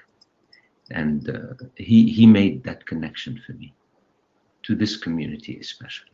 So I remember him this morning with great honor to be speaking here in a community he loved, he absolutely loved. He spoke around the world, but when he was with you, he was at home. Africa is the continent of hope. It's the continent of wisdom. At one of the recent meetings I attended with business leaders, they were discussing how trust is now the biggest gap in the world. People have a huge issue with trust. There are brands and there are people that exude trust, but they have become rarer and rarer. We trust less in our institutions. We trust less in in the media, in so many parts, in government, in academia. We are losing trust in so many institutions. But somehow, in so many surveys, the brand of Africa to the world is actually a brand of high trust. And I mean, so many people don't understand why, but our brand is a brand of trust. People somehow look at our continent and what we have contributed and how we do things, and now see in us a brand of trust. That brand of trust is bankable, believe me, because here in the West, there is now such a huge gap of trust. And the internet has amplified that gap. So I do believe we have an opportunity as a continent as a whole to bring a stronger measure of trust to how we do things, to the services we offer. And I hope we bank on that. I want to tell you that the need to inject trust and confidence in the internet space is at the highest I've ever seen it. There is now, at least here in the US, a huge loss of confidence in the medium at the societal level, whilst it continues to fuel economic growth and new ideas like no other medium has done before. It has also created a lot of questions. And there is now a huge surveillance economy that runs on the internet. There is all kinds of activities that occur on the internet that are not rooted in the spirit of our community.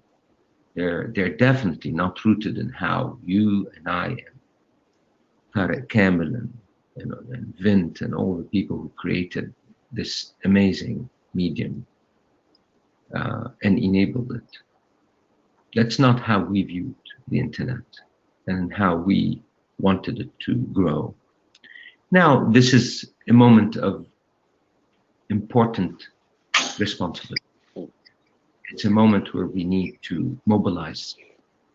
And I want to recall a meeting that occurred in the month of July 1957 in a small town in Canada, Nova Scotia. The town was called Pugwash.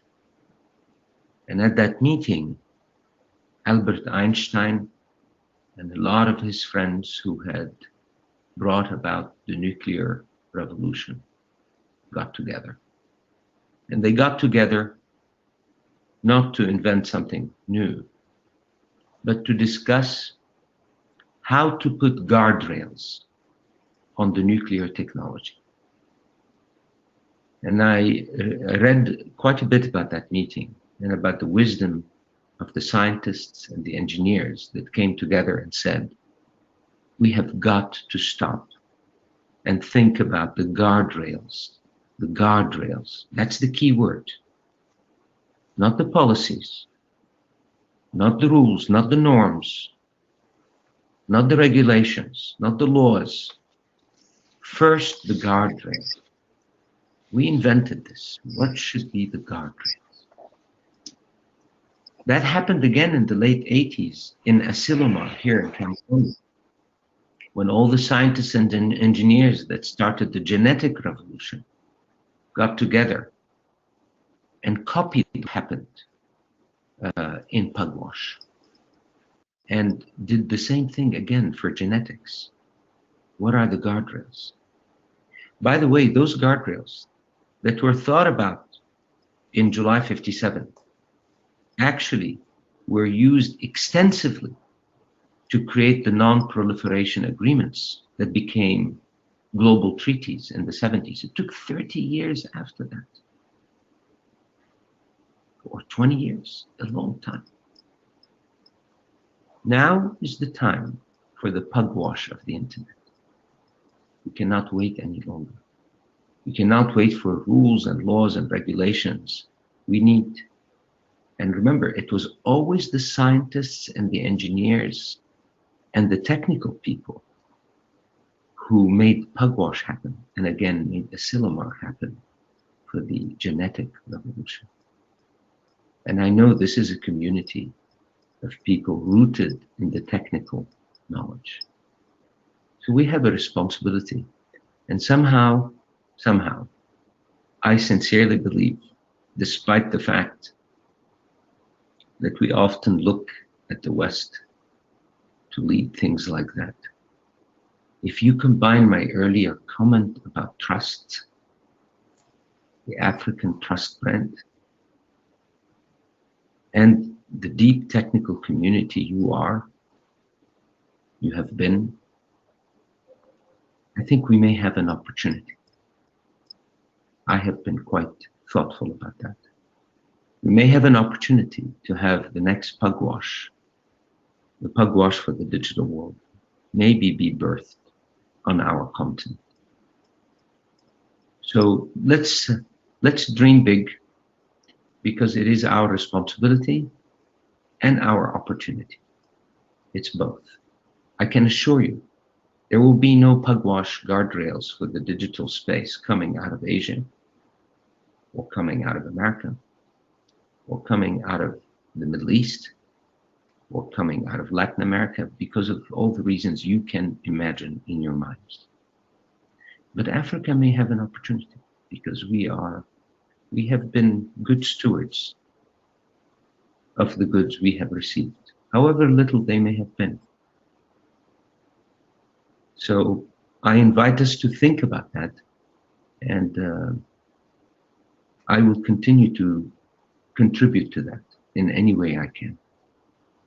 Let me finish just with a couple of notes and let me open up questions, or if he has some questions for me. But just I want to mention to you that, of course, you have all heard about some of the activities that I've been working on to participate in the DNS space.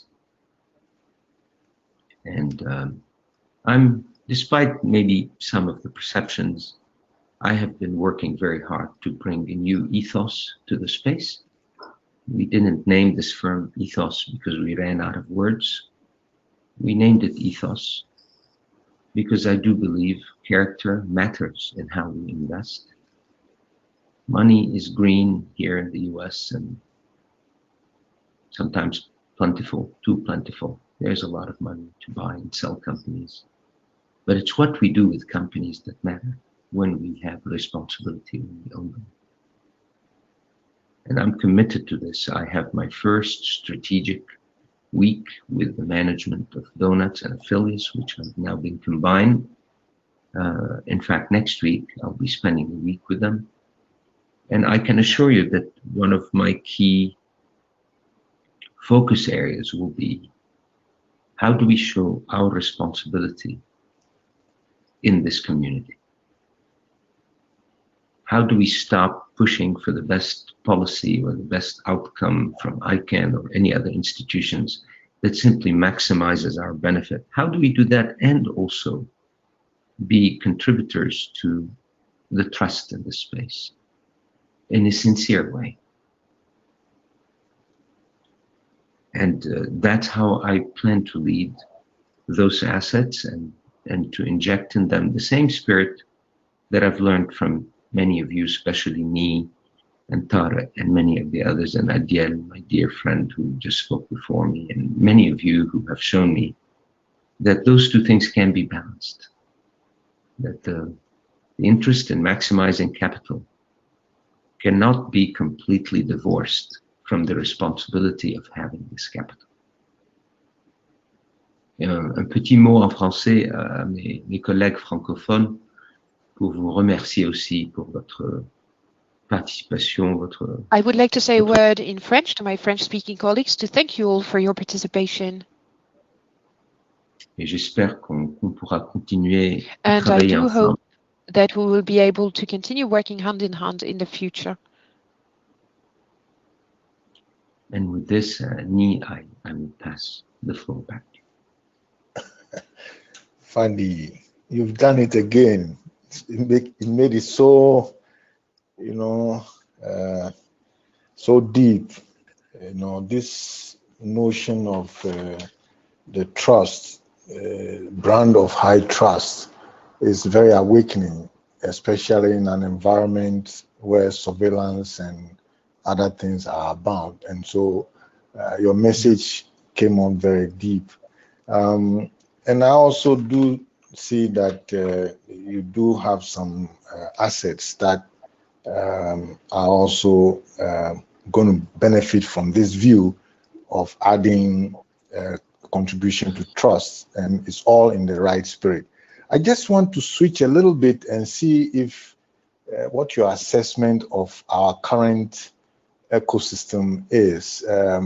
Is it, working the right way? We know you move the whole ecosystem to help us become independent. So you may have a feeling for how well we are working thereafter. If you may share the comment or two about that, I will appreciate.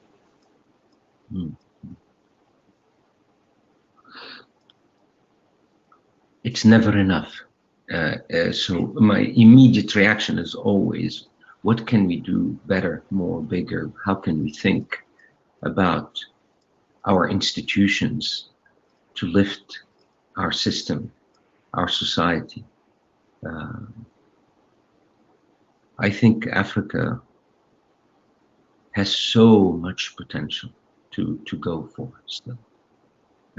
We have room, we have headroom, as we say.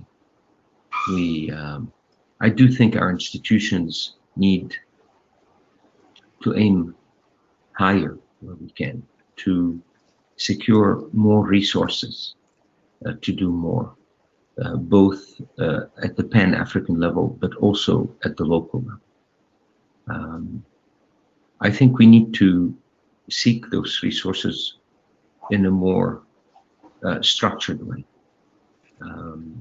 We need to seek them outside of the institutions that we know.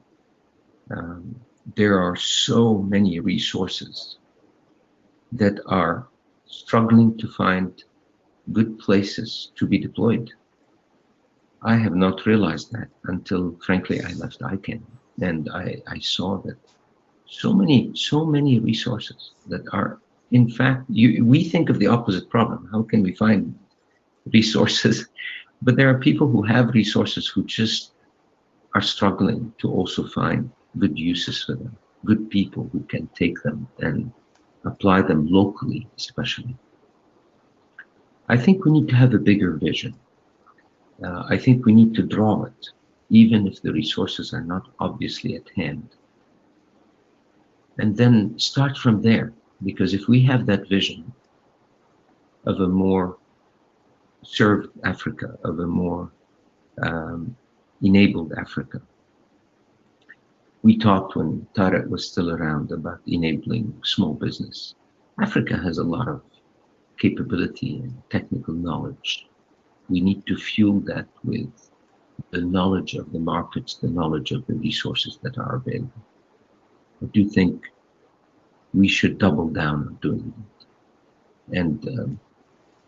And your invitation to this forum, which again, as I said, I have not spoken to a single ICANN group since 2016, was special, and I think I always look for the meaning of things. So I'm going to stay and awaken some things that have been a little bit dormant in my mind about how we can collaborate a little bit. But yes, there is room. There is room.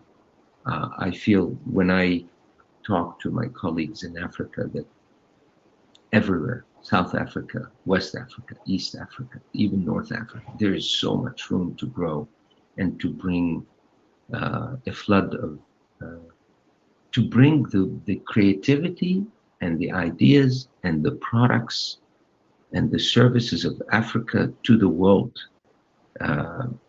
and always have that brand of trust attached to them.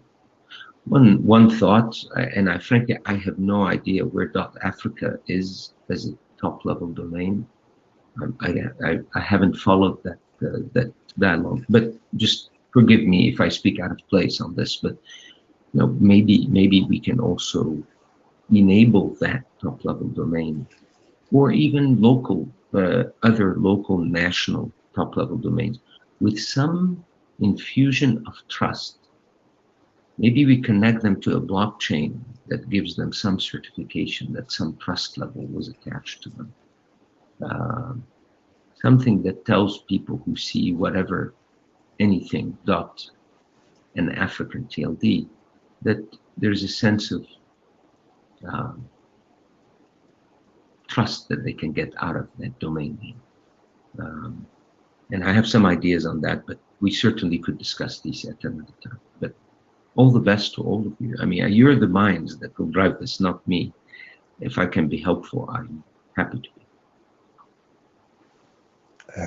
Thank you. Now, it is interesting. Fadi, you just deepen the trust discussion by pointing us to maybe the other enabled technologies like blockchain, and how we could apply it to even deepen the trust advantage that Africa may have. You may want to touch on that a little bit. Yeah, I mean, I have been researching this a little bit for some other top-level domains I'm working on. I'll give you an example. You know, we are discussing connecting some professional top-level domains into certification blockchains. So, for example, this is just an example. We could potentially take .doctor and connect it to the medical association certifications. So, I mean, if you contrast this to the fight people fought to make .doctor open and everybody can access .doctor versus thinking, no, the real value of this is to actually make it a valuable, trusted name. So when I get an instruction from me.doctor, I actually can trust it because it is connected to some database that tells me this is a real one. This is a real doctor. So there are trust factors. And I was actually talking to Paul Mokapetris the other day about a number of things. And I think that there is an opportunity to think how the DNS itself could be linked into a certified set of information. I've been also researching that for .news, which Donuts owns. We trust so little of news anymore. We don't know where our news come from. What if a .news site was connected to a certified set of sources that can confirm where the information on the site is from?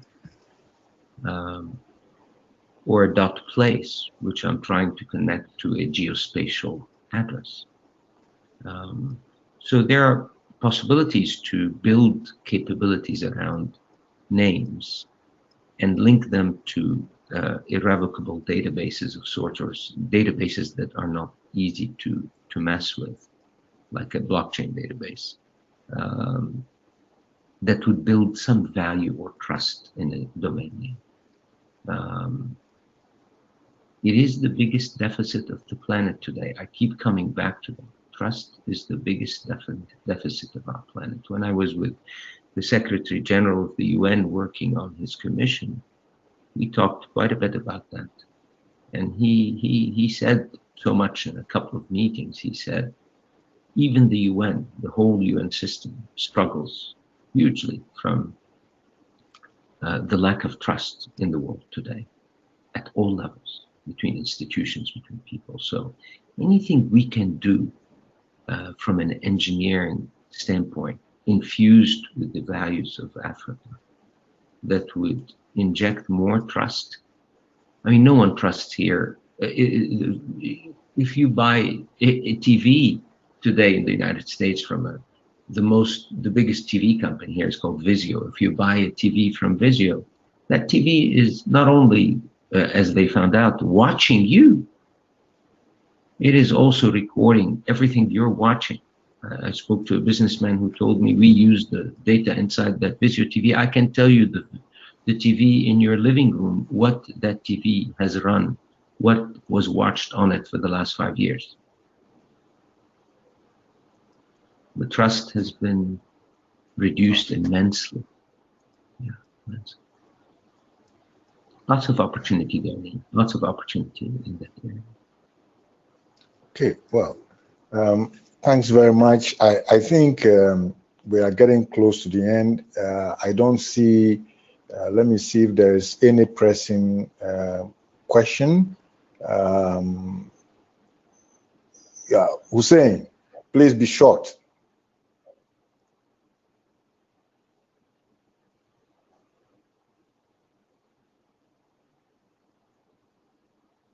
I'm not hearing. Yes, please, Hussein Badran, please, quick. My time is running out.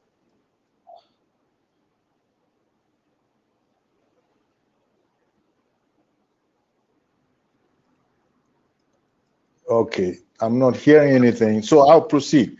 Okay, I think I'm going to try and wrap up the session. Fadi, I'm really sorry we got you up so early once again. But, well, you know where the heart is, so And in particular, we're very, very happy that you chose us as your first, point of return, so to speak. And this is your home, and we want you to stay with us. And as you know, when a courageous brother returns from a big effort, we normally would like to, welcome and celebrate and maybe share a lamp or something, so that we can let the other younger ones also know that it takes a lot of effort. And so we really thank you for all that you did for the internet ecosystem, for ICANN, and also for the African technical community surrounding ICANN and Internet Society. I think we at this point will just like to say a big thank you to you, and if you have any last words, you are free to make them. No, thank you for welcoming me. Thank you all for welcoming me. I wish you continued vigor in your efforts. Do not accept anything less than what you can frankly aim for as a technical community in Africa, and set high goals, and do not relent. Go after people who can help in every way to participate and challenge us. Challenge us. It's for you to challenge us. And I extend my personal support as well as my institutional support sincerely to you. So do reach out and ask us to, and challenge us to help and put our hand with you in Africa. I mean that.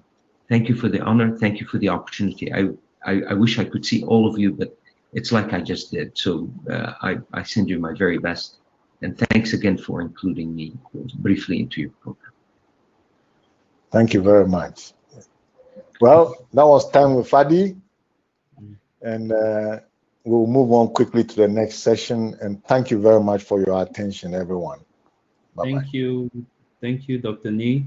We'll move on to the next session, which is the multi-stakeholder approach and future of the AF Star, which will be moderated by Alain Aina.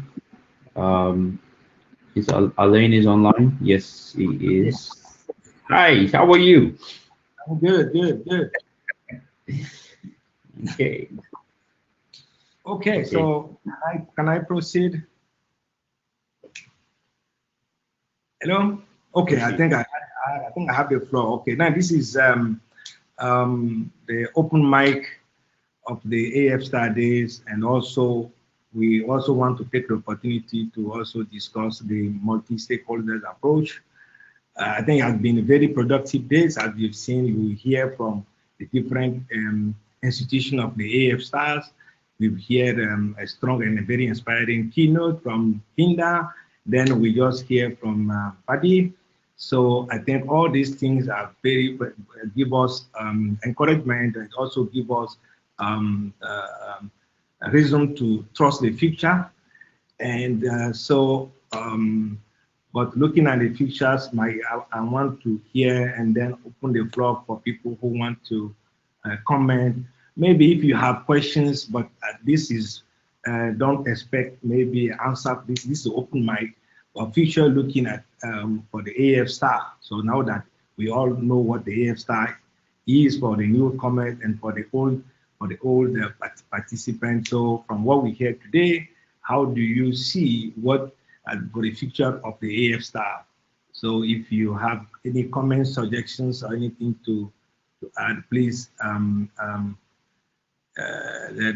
line up. So we would like to hear from you. We really like to hear from you. So at the end, as usual, if I don't see people, then I may be forced to to call upon people. So yes. So while people are scratching their head to come up with comments and suggestions. So the multi-stakeholder approach, we'll be practicing it. And we knew that in Africa, Africa is by default top down, and we were somehow forced to go with the bottom approach. And sometimes some of us say that no, we should design our own governance system, which is a mix of top down and bottom up. Okay. But sometimes it does not really work because we notice that when we lack the same objectives here and there, the MS really suffers. The other thing we also know is that the MS is meant for multi-stakeholders. So, but the definition then of the stakeholder in these regions is becoming more and more problematic. And sometimes we see that even those who are not really stakeholders, who are not investing in industry, who are not participating actively in making some of the things happen, are more vocal, and maybe are preventing the real stakeholder to engage. So how do we improve things? How do we approach? And because we have to, because we know that the top down is not a good solutions, but we have challenges with the bottom up as well. So how do we improve things in our context, in our community? So also I think this is also a discussion point, and I would like to hear from people. And as I said, if I don't see any volunteer, I think I will be forced to ask some of the people to comment on, as I said, what we hear today from the AF Stars. What should we for the future of the AF Star? What do you think we should do? What do you think we should change? And then for the MS approach for the issue. Some of the issues I just raised around the MS, because there are other issues. Even if we go to the consensus approach, this rough consensus approach also has its own issue or challenges for this community. So yeah, so I think we have a lot to discuss in the coming 20 minutes. And so can I hear from Alan Barrett? Alan Barrett has been an active participant of this AF Star. I think one of the founder of this community, has been CEO at Afrinic. So I think Alan must have something to say, and we have not heard from Alan since yesterday. So I don't want to miss the opportunity to hear. Alan, what are your thoughts for the future of the AF Stars and the MS and the consensus approach, all these things, Alan? Yeah, Alan. Yes. I'm not sure how to turn on my camera, but I think my microphone is on now. Yes, we can hear you. All right. Hello. Okay, so Ale, I think you were asking about my thoughts about consensus and multi-stakeholder approach. And the future of the AF Star, from what we heard at least last year and this year, and what do you think we should be looking at for the future of the AF Star? Yeah. Okay. For me, consensus, at least rough consensus, is very important. We should try to make decisions that involve participation from as many different directions, people with different viewpoints as possible. So I think a top-down approach is dangerous. We should be looking for a bottom-up kind of consensus building, where the people who have an interest in the AF Star activities get together and discuss how they're going to do it. So for the future of the organizations, I think all the organizations that we've heard from today are in fairly good shape. We've made a lot of progress over the last, 20 years. And well, there's always more to do, of course. And it's true you haven't heard much from me for the past year, but maybe I'll be around a bit more soon. Okay. Thank you. Thank you. Thank you very much. Thank you very much, Alan Barrett. And talking about the future of the AF Stars, so one of the questions we used to to get from participants, especially the newcomers, is why is that you have so many distributed institutions, and why can't we just only go from one single organization, So is this something? But we've been trying to explain, okay, why we really like this distributed system with loose coordinations. But I'm not sure if this loose coordinations and the distributed and decentralized system is working very well. And what shall we do? Shall we consider at some point trying to aggregate or not? So, who else wants to speak? Hello? Yes. Yeah. Who? Yeah. Okay. Pierre. Yeah. Can you hear me? Yes, we can hear you, Pierre. Please. Yeah, please Okay. Go ahead. Thanks so much. Just driving again. That can make some technical issues, for getting my audio. Anyway, on the future of the AF Stars, I would like to think that we see this within the, what am I saying? So at a scope of what we are also seeing the internet environment in Africa. You remember when we started this journey, it was quite new, and but we wanted to get the internet. We want to be able to run the internet. I would say identifiers from Africa, and we did some because we do have AF Star today that are there distributing, IP addresses and also reading capacity. So when you're talking about the future, what exactly are we talking about? Personally, I believe it's an internet that's going to be for people. So we used to say it has to be local, has to be localized at some point. Because when you consider geopolitics, we know exactly what's be there, the US, China. We know exactly what they are doing, what they have, what the future they are having for the internet, because they might be developing, extra or different identifiers, for instance, thinking about the protocols, and because they want internet to be, how should I say, they're fully independent actually on it. And we are talking about balkanization, but things are happening underground. So what's the case in Africa? Apparently, people might say we just consume those things, that come from outside. But we're also seeing so many applications in Africa that are serving Africans, needs. And the examples are galore, especially with this pandemic. We are seeing how people are really using the internet.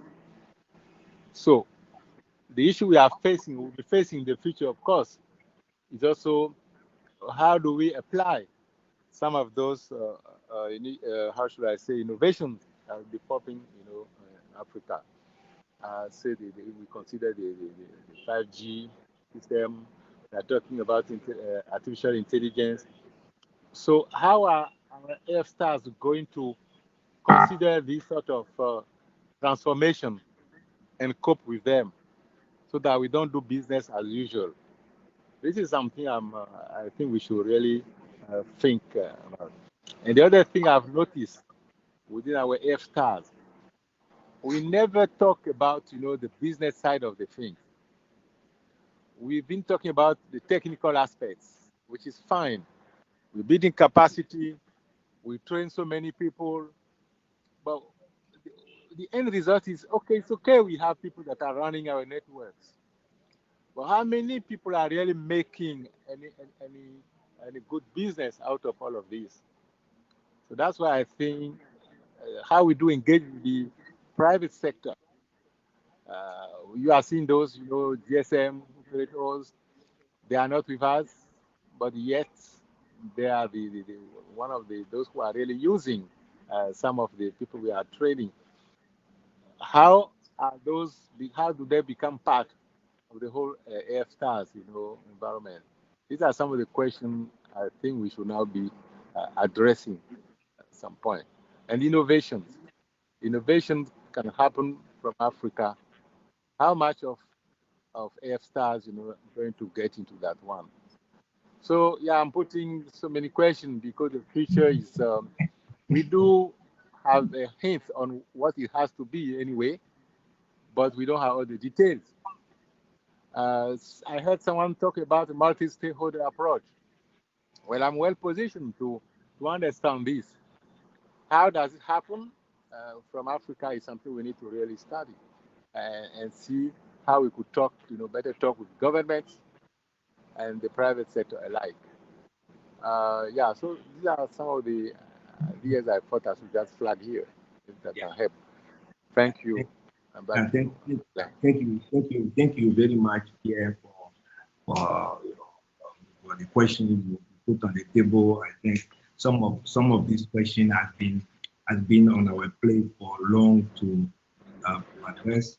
For example, the business aspect of things, as you said, we train people, we are capacity building, we are always trying to catch up.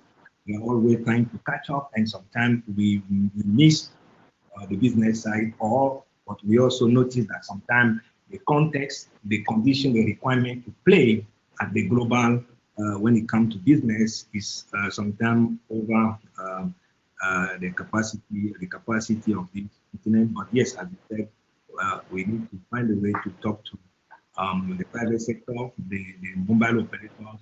And I can see on the flyer there that MTEL business is partners. MTEL, I think MTEL is one of the mobile provider in Mauritius. So we do have, and we have had Liquid Telecom, we have had CPON, we have had MTN being sponsored at our event. So maybe we just need to find a better bridge to these people. And I think, okay, knowing that these questions are coming from a senior person like you, Vice President, I think we will probably find a way to address them. But okay, so I don't see people in the queue, but before I call the Professor Nee, because I definitely want to hear your thought. Maybe I want to have a question from Adiel. Adiel, as Admin said this morning, we started at AF Stars trying to go together. And then in Lusaka, we decided, instead of having this meeting, and then we decided to merge to the AIS, the African Internet Summit. So how do you see now, for example, the AIS and from the original objectives? So, yeah. Thank you. Yeah, thank you very much, Alain, for the question. Indeed, the idea of evolving our meeting into an integrated summit was actually the objective was actually to attract more business. In fact, to make this event beyond just the technical gathering that we have been having over the 10 or 15 years before we branched into the AIS. We wanted to have different track in addition to the original technical track, where we can attract some startup with innovative solution, address the business aspect as well as Pierre mentioned, with workshop and webinar or training, especially focused on how people can use their innovative idea and transform them into business that can in turn support the community in general.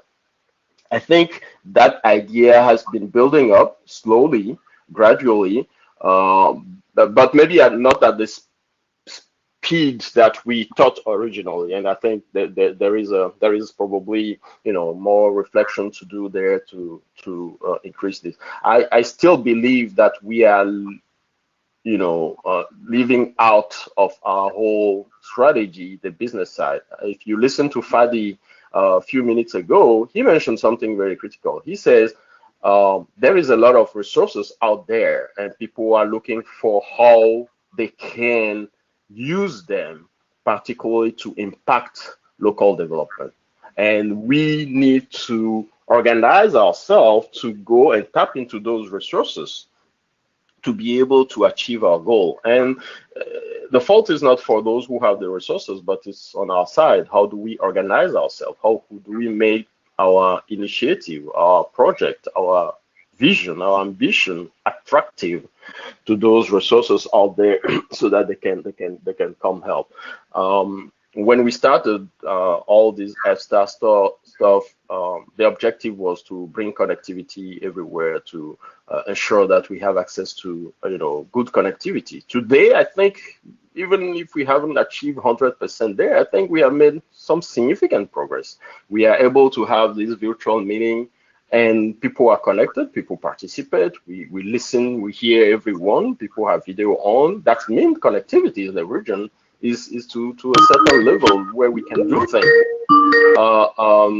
Now we are addressing another gap, which is, you know, content hosting locally. You know, that is a missing link in between. We have the connectivity now. What are we doing with that connectivity? Are we using it just to consume what people are giving us, or are we using it to create and put content online and develop our own data center, to allow our content to be close to us? That is a missing link in between there, where maybe, you know, the F-Star and the IIS should focus probably the next, you know, meeting on. So there are those ideas, and I agree with Pierre. The business side is critical. If we keep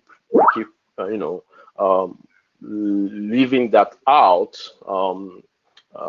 we may not be reaching the full potential of the capacity that we have in the region.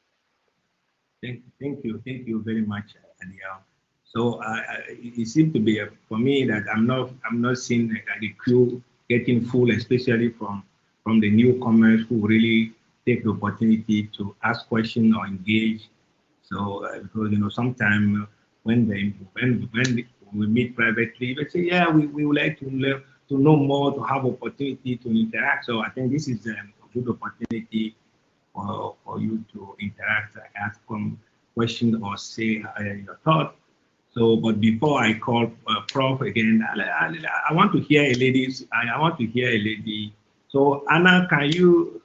Anna Sen, are you there?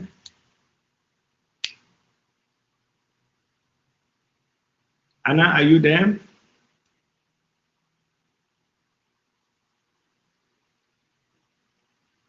Okay, I see Anna there. Anna, I think was part of the AFNOG.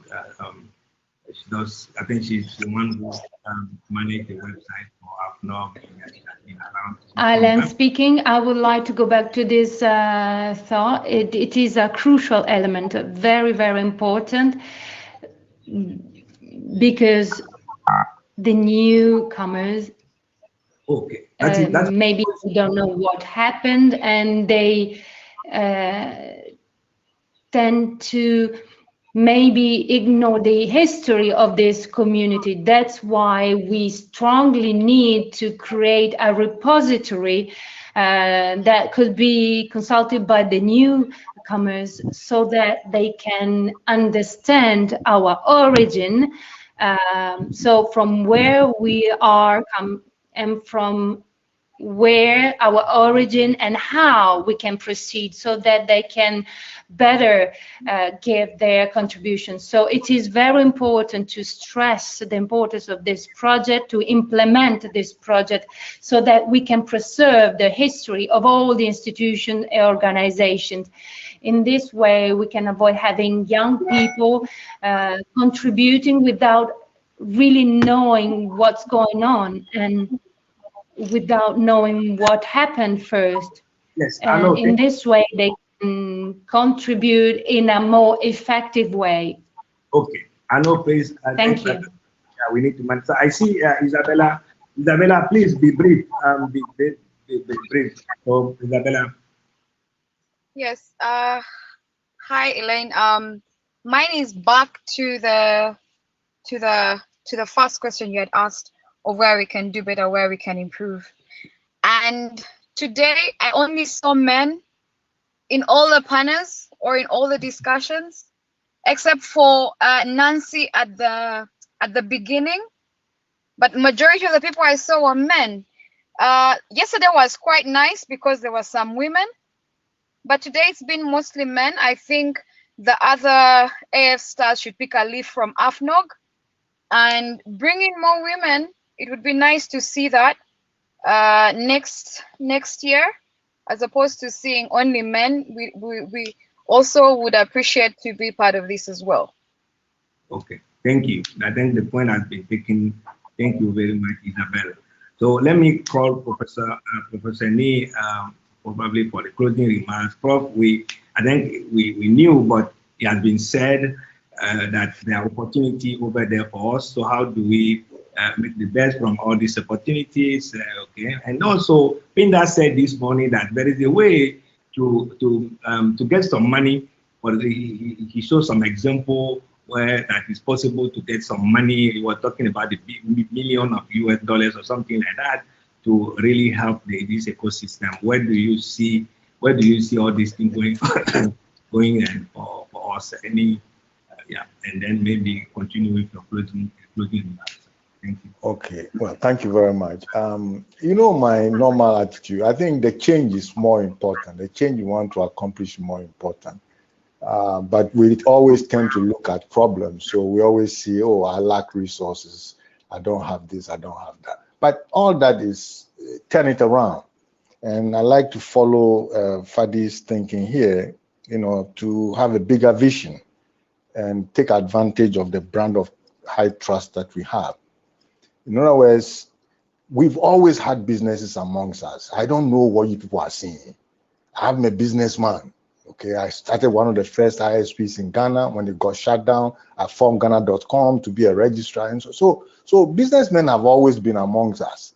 Maybe the ones who are seeing this are not doing business, but businessmen have been among us. And perhaps what we want to do is encourage more of them in more visible roles and so on and so forth. But they will do it up to what they, you might say, they are available or able to do. Now, the next thing of interest is on the stakeholders thing. Once again, it boils down to the same thing. You know, if you don't buy domain names, you can just talk forever and you have no industry. If you don't start a network somewhere, you talk forever and you will not have any IPs and you will not be able to route any network. So charity begins at home. All of us who believe we have a business problem should start some businesses in this area or join some businesses in this area so that you are betting on a race that you are running in. I mean, I think I want to talk direct now, okay? Because otherwise we'll keep on finding problems and the inertia is what will destroy the opportunity we have with the, you know, the bigger vision we can follow. Now, MS in itself, we know it's never top down, it's never bottom up. I remember Fadi had told us long ago that maybe the thing is polycentric, okay? And we just have to learn how to utilize teams within whatever structures we have. Sure, if I have to choose between top down and bottom up, I'll choose bottom up. But I also know bottom up can be captured, much the same way as top down can be captured. So I want to see the safeguards. I want to see those guardrails that were discussed in place.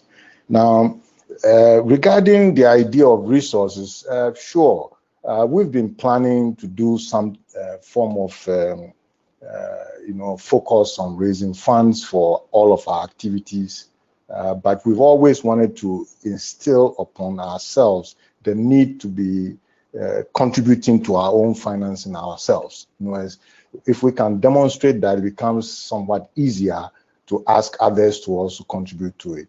The idea of an AF Star endowment has been mentioned. Yes, some of us will contribute to it. Some of us will even start our own because we may have slightly different areas of interest. But this AF Star endowment that Pinda mentioned is a grand possibility, and we have good friends within the community, both in terms of the internet side as well as the blockchain side, who might be able to support us. But we're going to have to become a little bit, clear, on how we are going to go managing these things, and that's very important for us to understand that. Beyond that, I think we've been very successful.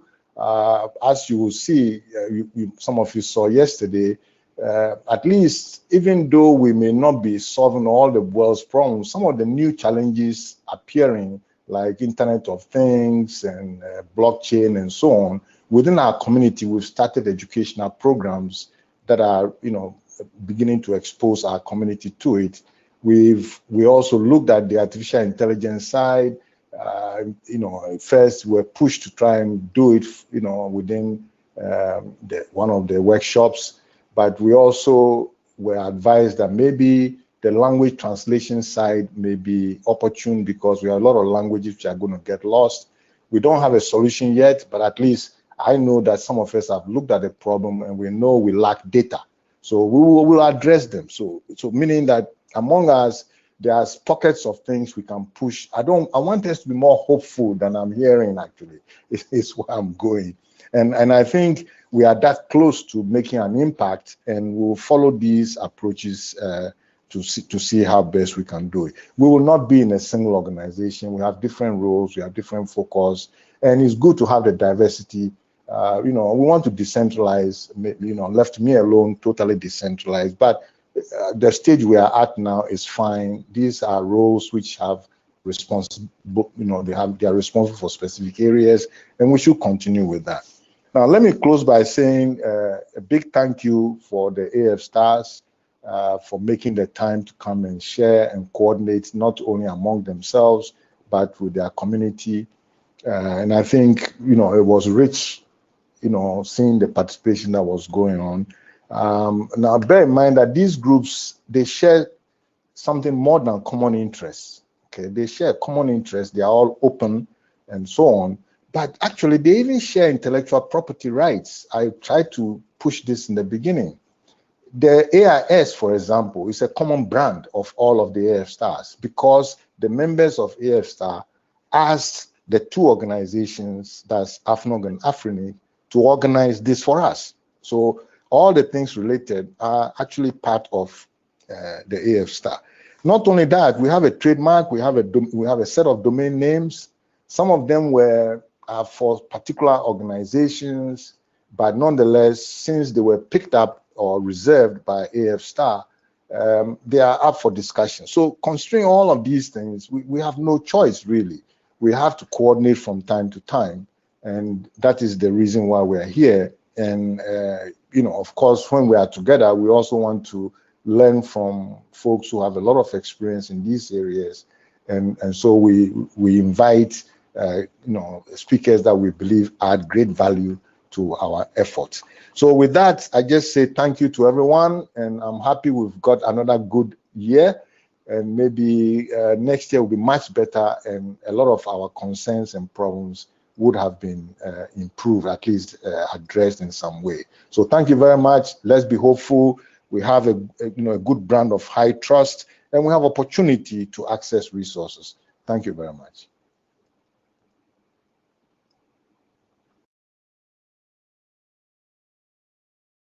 I'm going to clap from over here. I'm going to do a virtual clapping. Okay.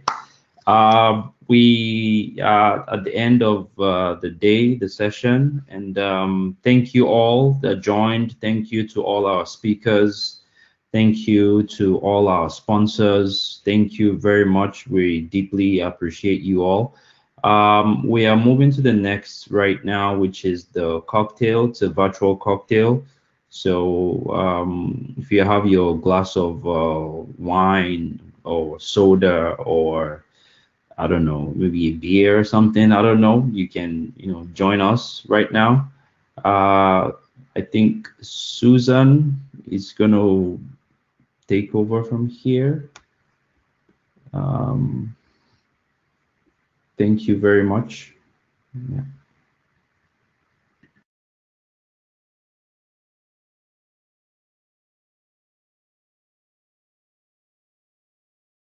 Coke, Fanta is not allowed, by the way.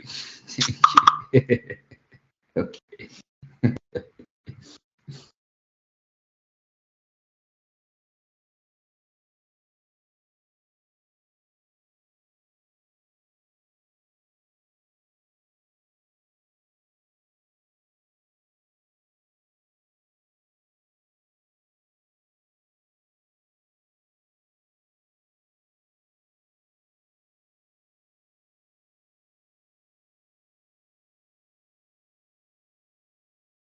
We'll transition into the next session, which is the virtual cocktail. We have put the link for you to join us in the virtual cocktail in the chat section. Kindly have a look at it and click and join us immediately. It's going to be a short session, and we hope to have a good time as we officially, as AIS 21 online is officially opened. At this juncture, I would like to thank us all for attending, and I would like to at your own convenience, kindly leave the room. Thank you.